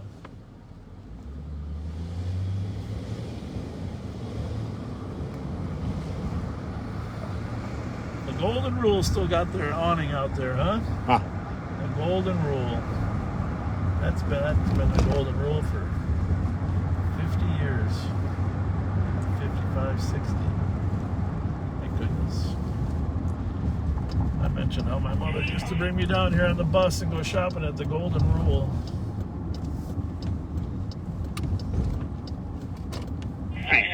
Can you call the cops? See if you still want to be searched. Copy, 606. All right, well, Squad 255. wish us all the best for tonight, and any officers or deputies, you know. But let's Copy, 1507. let's all be peaceful tonight on both sides. Just try to get along, because we're good enough people that we can figure out a way to protest, make the necessary changes, and still not hurt each other. Let's come out the other end of this better and stronger. And not hurt innocent business owners that are struggling to keep their businesses alive. That's the hardest thing to watch. So, no question, law enforcement can improve. We know that. We never stop trying to improve. And for that matter, the whole justice system can improve. Very true. I think we've got to go all the way around. I can't go down here though. I don't think so. I mean, yeah, you can go all the way through the university. I think this is closed off too now. All right, well, in 2 minutes we're going to sign off. Appreciate any comments. Throw any questions you have in your last comments here, and then I think the Grove Street entrance still open? I think right now. Yes. I'll go check on that. Yes. And appreciate you paying attention and being interested. And if we sound a little distracted, it's just that we know we got a lot of preparations for a long weekend, and just want to make sure everybody is healthy at the end of it. So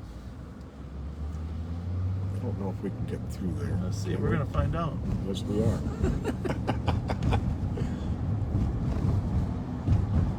You want to see your sign off there, Pat? Yeah. Well, thanks for joining us on this lunchtime ride along. Hope you enjoyed it as much as we did. Met a lot of interesting people. Went to a lot of interesting places. And we will see you tomorrow night. Your council will be at the front.